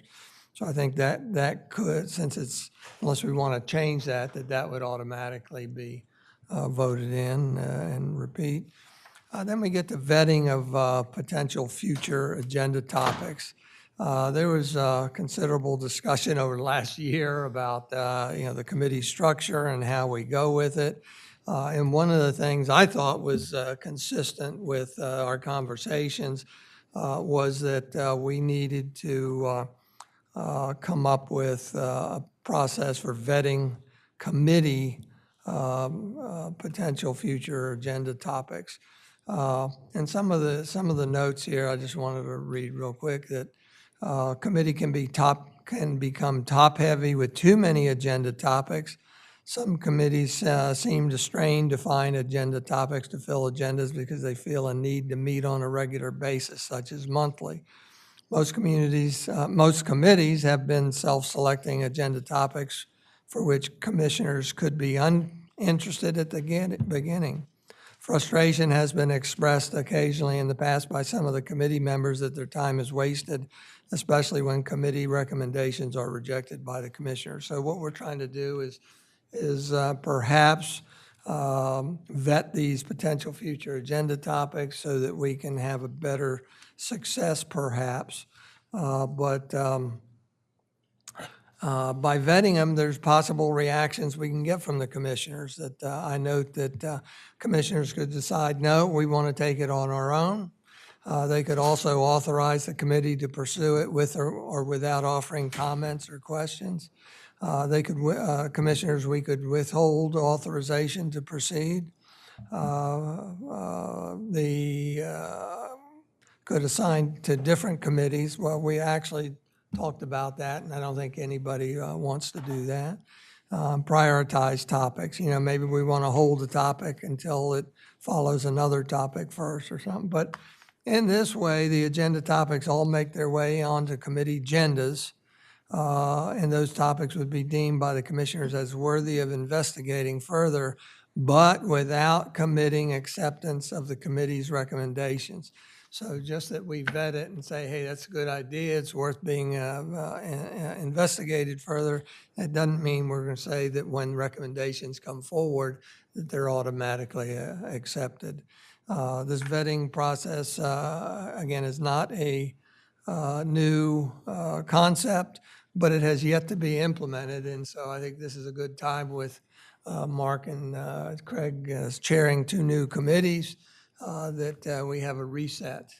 And so at first, when I presented some of this many, many months ago, I had suggested coming up with some kind of white paper or something, and I've eliminated that from my thought at this point, is to do less work. We'll get input from Craig and Mark, but why can't we just, at least initially, have oral reports? And things that I would be interested in to vet topic would be how was it generated, who provided it, and other details. For instance, Boardwalk and Beach Committee, we had the lifeguard come to us and said he needed an observation deck, or would we consider it? And we vetted it, and we looked at it, and we looked at options and costs and placement and everything, made a recommendation. Well, the recommendation was timely because it coincided with the decision to replace the beach patrol with a whole new building or something. So again, how we come up with it, I would look forward to you all's suggestions. But I think at least those minimum criteria of how was it generated, and what were the challenges, and what were the problems and challenges that generated the topic. Anyhow, does anybody want to offer anything, or do you want to wait? And I know you've got some potential topics, and you do too. Do you want to offer a proposed method, or? Mayor? Commissioner Saunders, yes, sir. Yeah, so I just Oh, want. let's just reiterate here for everybody, that if you remember, we had 5 advisory committees. The Street and Transportation, we merged with the Boardwalk and Beach, we merged with the Animal Issues, merged in the mission statements essentially. And we created a City Streets and Safety Committee. Advisory committee. Advisory Committee, thank you. And that's chaired by Mark Saunders. And we also took the other 2 committees, which was the Environment Committee and the Tree and Green Infrastructure Committee, and we merged them for missions. And Commissioner Craig Thier is chairing those. So go ahead, Mark. I just want the public and everybody here to know that we're not actually starting from scratch. I've got all the past minutes and agendas are available from the various committees, the 3 of the committees that we've incorporated into our one. And we have the notes from these, and they have some things that they were actually working on at the time when they were closed down. So we're going to continue with some of the discussions that they were having, the things like the historic designations and hours of dogs on the boardwalk and so forth. So those are all not dead. They've just been combined. And what I hope to do is once we get our membership decided upon, that we will meet and put those items into a priority list. And judging by and then we will bring the priority list here to the commissioners and ask exactly what order of priority they'd like to see us work on, if at all, and sort of take it from there. Well said, thank you. Thank you. Do you want to offer anything on this or go right to your committee report? No, I don't want to repeat. I agree with everything that Mark said. I'm not going to repeat. Following the same process, I'm not going to repeat it. So, thanks. Any commissioner comments? Commissioner Thank Gossett? you. Just kind of an overview here. We have a report from Mayor Mills, Commissioner Saunders, and Commissioner Thier. And I'm just curious to know if there will be any standard set of, and it's, for example, Commissioner Saunders, you say make up an advisory committee and outline some standards or guidelines. I don't see that in Commissioner Thier yet. That may still be developed, but I would think that whatever is developed, that they should be a mirror image of one another so that the same standards are set for both committees. And a question that has come up before, that it states, again, in this draft document, that the committee chair will also be a sitting commissioner. There had been questions before, and that coming up, that if that is the case, that is fine, but should that commissioner in their capacity as chair of that committee be a voting member of that committee? Because in a sense, that topic will also be coming to the commissioners for action. So is that something that needs to be looked at in that regard, that you have, already made a decision based on your action in the committee? That had been questioned in previous times. We also talk about, in here, and I'll just read it, it says, no less than 7 members, quote, approved by the mayor and confirmed by the Board of Commissioners. I don't necessarily understand the phrase approved by the mayor and then confirmed by the board. The language you use in others are nominated, not approved. So just, again, it's semantics, but I don't want to get off on the wrong foot. And then it's also, term of the appointment shall be 2 years with reappointments at the will of the mayor. Again, I don't understand that language, and I'd like it to be fleshed out a little bit. Also, there's a comment here, eligible business owners. And if that could be defined a little larger as to what is an eligible business owner, I don't know if we have a standard or how that would be open to the public of a business owner, and what does that really mean? So again, just some consistency in the makeup of the committee and the qualifications. And I think it was mentioned in one of the reports But the aspect that we have had many members of the committees that have been serving for a number of years are still very familiar with those issues, and should they be given any priority in developing the new committees. Again, just open-ended questions or thoughts to be considered as these committees are fleshed out and developed. Thank you. Thank you. Commissioner Thayer, do you want to offer anything? We have your agenda item report. I guess I would just say a couple of things. So, you know, Mayor, in your agenda item report, I think you would you had laid out membership, for example, right? So I chose for some of these things, you know, I chose not to repeat it and really just focus on where we'd go as a committee. I've said between 7 and a maximum of 9 members. I think that's fluid based on number of people that apply. I know Commissioner Saunders has a large number of people that applied, so the sizes of our committees may differ, okay? I did in my topics, I kind of broke it into 2 sections, things that, again, my term proposed, but I'd be looking to get approval pretty quickly for us to move forward with. That would be dark skies and a lakes management plan. And then other items that I said for consideration by the committee. As Commissioner Saunders said earlier, he went back, looked at previous agendas. I did the same thing. I culled these from those agendas. So there may be items in addition to that. But I think, Mayor, back to one of your questions about, you know, making sure that things get vetted. A lot of this falls on Mark and myself to make sure that as a committee, when we're operating, everyone understands that there is a process for things to get vetted. And not just vetted, but approved by the Board of Commissioners for moving forward. So I think 1, it falls back on us to make sure that that happens. 2, I think we need to be submitting reports after each meeting to the Board of Commissioners, gets on the agenda, we discuss it so the Board of Commissioners understands clearly what we're working on. And even if there are things that, okay, people are raising this as a potential issue, right? So this could be really as much detail that needs to be, but to make sure we keep the 7 people up here who are going to do the voting and approving apprised of what is being discussed.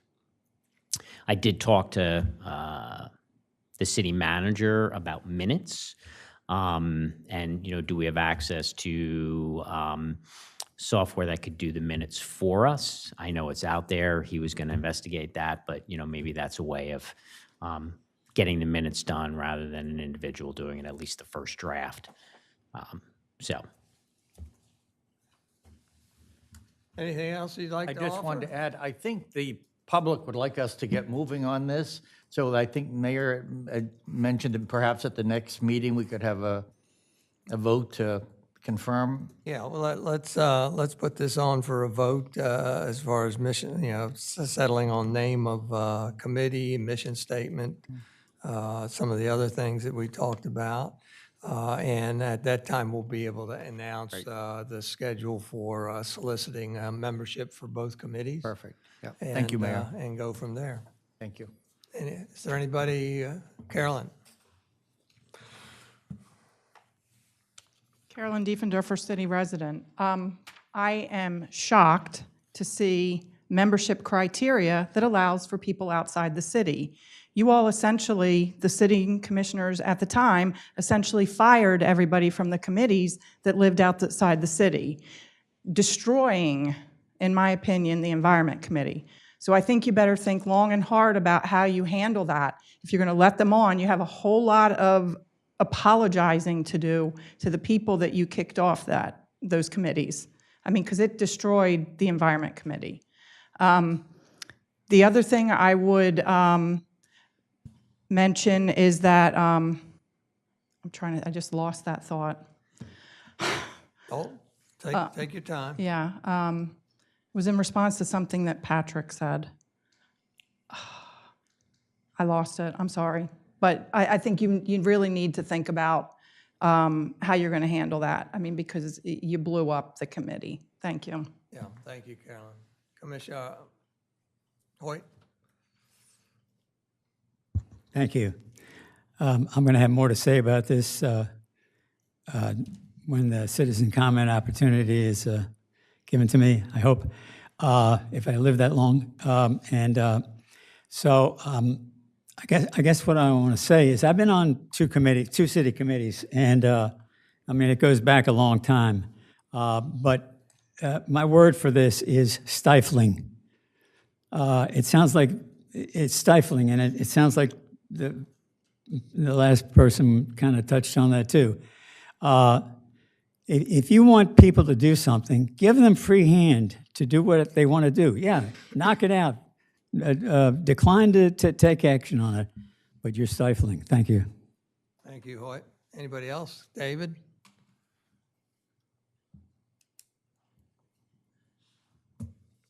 Good afternoon. Thank you all for your Your name? Oh, Dave Diefendorfer, city resident. Thank you all. You guys are volunteers and you spend a lot of time up here, and we do really appreciate it. So what I wanted to say was, we understand that your time is extremely valuable. I know that I couldn't come here this morning because it was just going on and on and on, and had something else to do. So, but I would suggest that the committees be allowed to discuss items on the advisory committee, to hash it out, to kick it around, to see if it's a good idea, rather than having everybody up here approve it before you even talk about it, or there's good ideas that come out of that. People come, I was on the Streets and Transportation, people come to the meeting and they present items. That's the only time the citizens are allowed to present items, talk about First Amendment rights. So present the item, and then people might up there might say, oh, wow, that's a great idea. Let's investigate that. Let's investigate it before we push it forward. Let's actually do some work on the advisory committee. We don't want harebrained ideas to come up here and wasting everybody's time. But I would suggest that you allow items to be explored, maybe a presentation put together in the committee. Somebody has an idea. Hey, I got a great idea. Okay, you put that presentation together, make it for the committee, and if the committee likes it, thinks it's a good idea, then they take a vote on it and then bring it forth. Now, you could also say, well, the commissioner says, no, I am not bringing that forth because I know, because they're the commissioner, they're already voted in. I'm not going to bring it forward because it's not going to go anywhere. Not going to waste people's time. Done. Okay, that's it. But you hashed it out and you gave the people a chance to speak. So that's what I really want to say, is just let people. Otherwise, if you don't, people don't want to be involved. If you don't give people the chance to talk, chance to bring their ideas forth, they're going to like, well, why the heck am I even going to do this? Because you guys are just going to vote it down in the first place. So that's all I wanted to say. Thank you for your time. Thank you, David. Anybody else? If not, thank you very much. This will be on the September 19th agenda. And with that, we'll move on to commissioner announcements or comments. I just want to, this will be the second time we do it, but we're thanking Commissioner Markert for his service. This is his last meeting, public meeting. And thank you, Bunky. Appreciate you even being here today.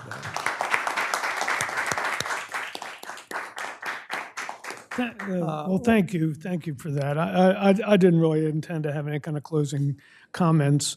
I just want to say this has been just an amazing experience. I recommend you all do it. You know, I think you can see by sometimes the dysfunction, the ugliness, and all the sort of negatives that come out of this. But honestly, that's kind of what government is, and the fact that we live in this wonderful community, you would think we would have no difficulties and no disagreements and stuff like that, but that's kind of the way it works, and I'm very encouraged by more than anything the fact that we have a very active and involved citizenry. They came out to vote. We have 2 new commissioners that are coming on board, and I think I just feel that the future of Rehoboth could not be better. And it's because of that citizen involvement and everything that makes this whole thing work. So I want to congratulate all my colleagues here, the city staff, Taylor. We are. I just think we were very, very fortunate that we have the people here, and the people that are representing the citizens here. So I applaud everybody. So Thank you, Bob. Thank you. Thank you.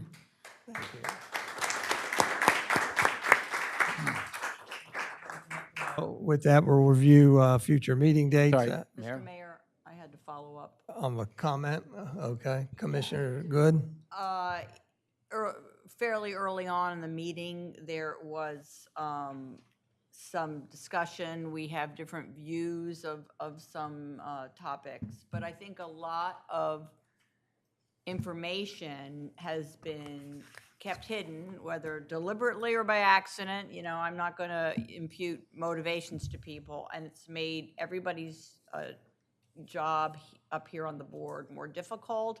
I experienced a lot of vitriol at the hands of other commissioners, and they sort of turned the tables on me as though I was the only guilty party in that. And it was a really difficult period for me in July and August, and now I seem to be hearing that we're continuing in this, down this path of going to the Public Integrity Commissioner. I'm not even sure what's involved. But I hope we can have less discord. You know, September traditionally back to school. It's in some people's view, often people, at least I always viewed it as more seminal than January 1st in terms of the calendar sometimes.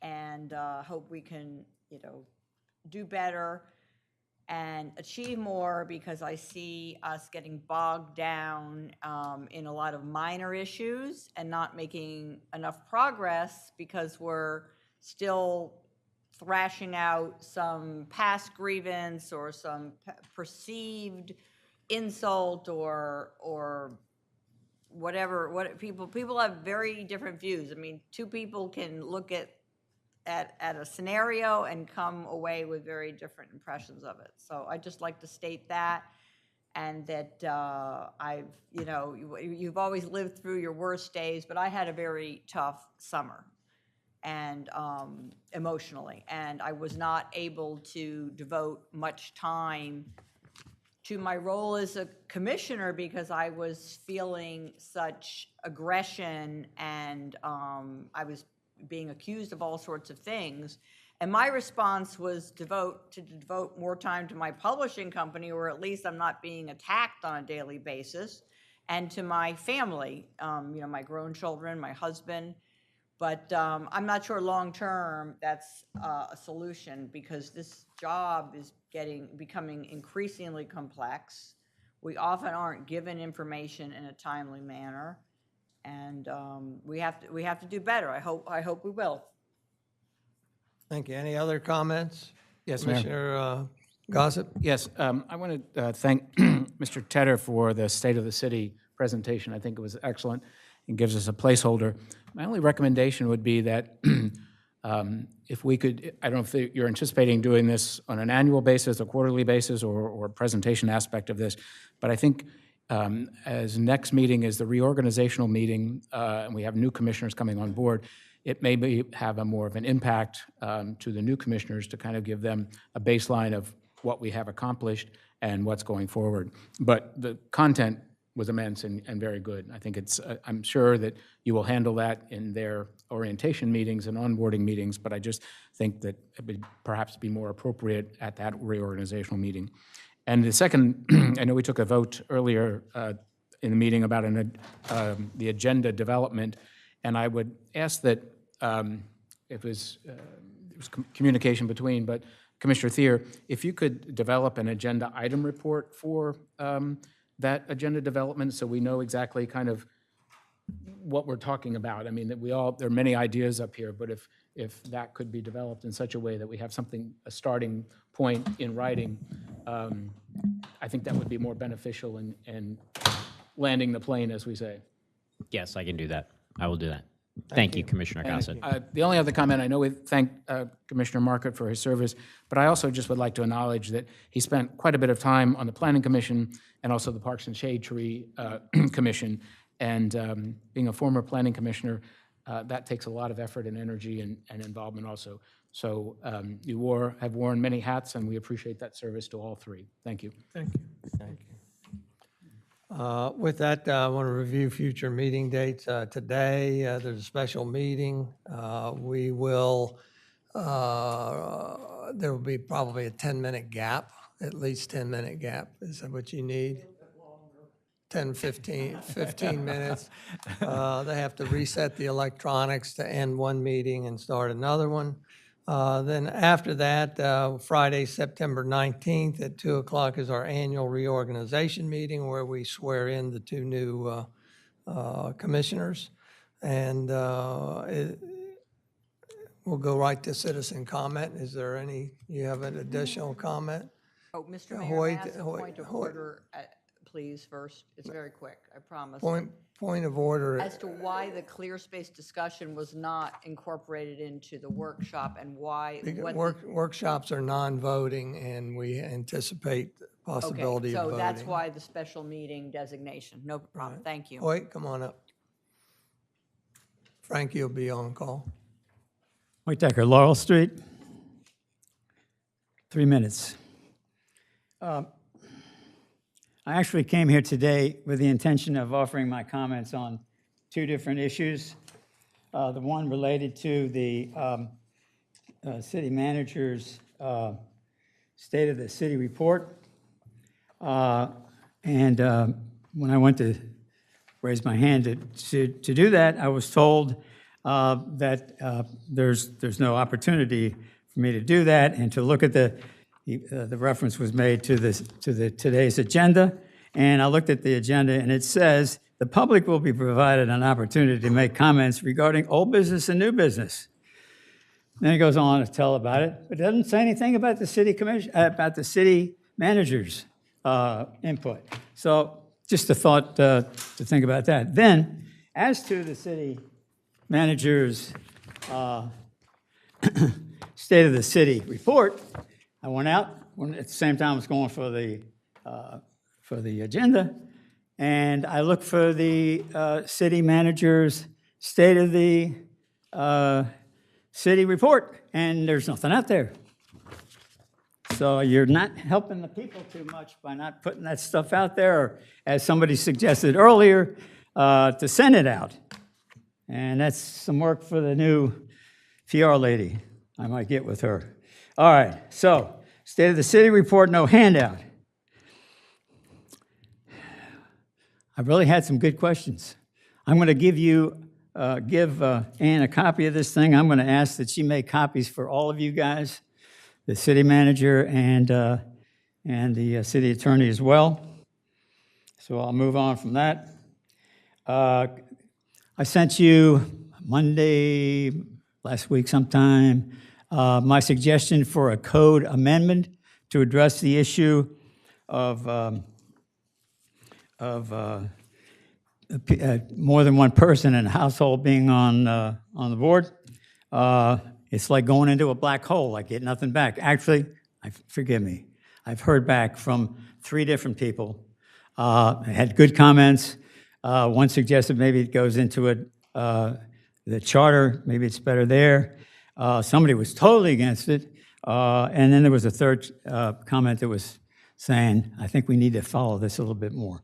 But anyway, so I just want to go back to the city manager's statement of the city report real quick. And in its mission, it says responsive governance. Well, I'm sorry. It may well be that the city manager is giving responsive governance to the, to the city. But that's not the case with you guys. I'm sorry, the Board of Commissioners is stifling discussion by the citizens. There's no other way to describe it.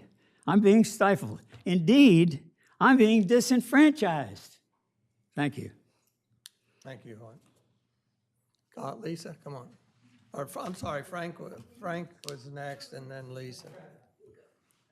I just had a quick Your question. name? Frank Cooper, city resident. I had a quick question for Mr. Tedder. On Park Mobile, I had asked before about Park Mobile being able to issue permits on the non-metered spaces in town as opposed to the hangars that people buy, the temporary hangars. Is there any progress on that or any thoughts on? Yes, there's actually been immense progress on that. So Evan has been working with our vendor to explore virtual parking permits. And so there will be more information coming very soon. Great. Yeah. Okay, thank you. And thank you, Bunky, for all you've done, and all of you, all the commissioners and mayor. I really sincerely appreciate all the time and effort and all the work you do, on my behalf. Thank you. Thank you. Lisa? Lisa Schlosser, 14 Dover. So first of all, I want to thank Frank and especially Hoyt for his comments. You always make great comments. Hoyt, and appreciate you coming up and speaking for the residents. I really want to thank Bunky and Edward for their service. It's a lot of time, effort, work, heartbreak sometimes, but good times. So thank you guys very much for your time and for everybody's time. The other comment I want to make is I really want to send out a thanks to Taylor and to Henry. You mentioned city government or responsiveness from the city manager. I've lived in the city off and on for 25 years now, and I've never seen a time when there's been such responsiveness from the city manager and his team on different issues that I know I've had and my neighbors have had. So I just really want to thank you guys. It's been just been a 180 from the past. So, and yeah, so I just want to give you a hand. Way to go. Thank you. And yeah, that's it. All right, Have a nice thank you. afternoon. Thank you. Any other member of the public? Hearing none, and there's being no further business, adjourn this meeting at 12:38.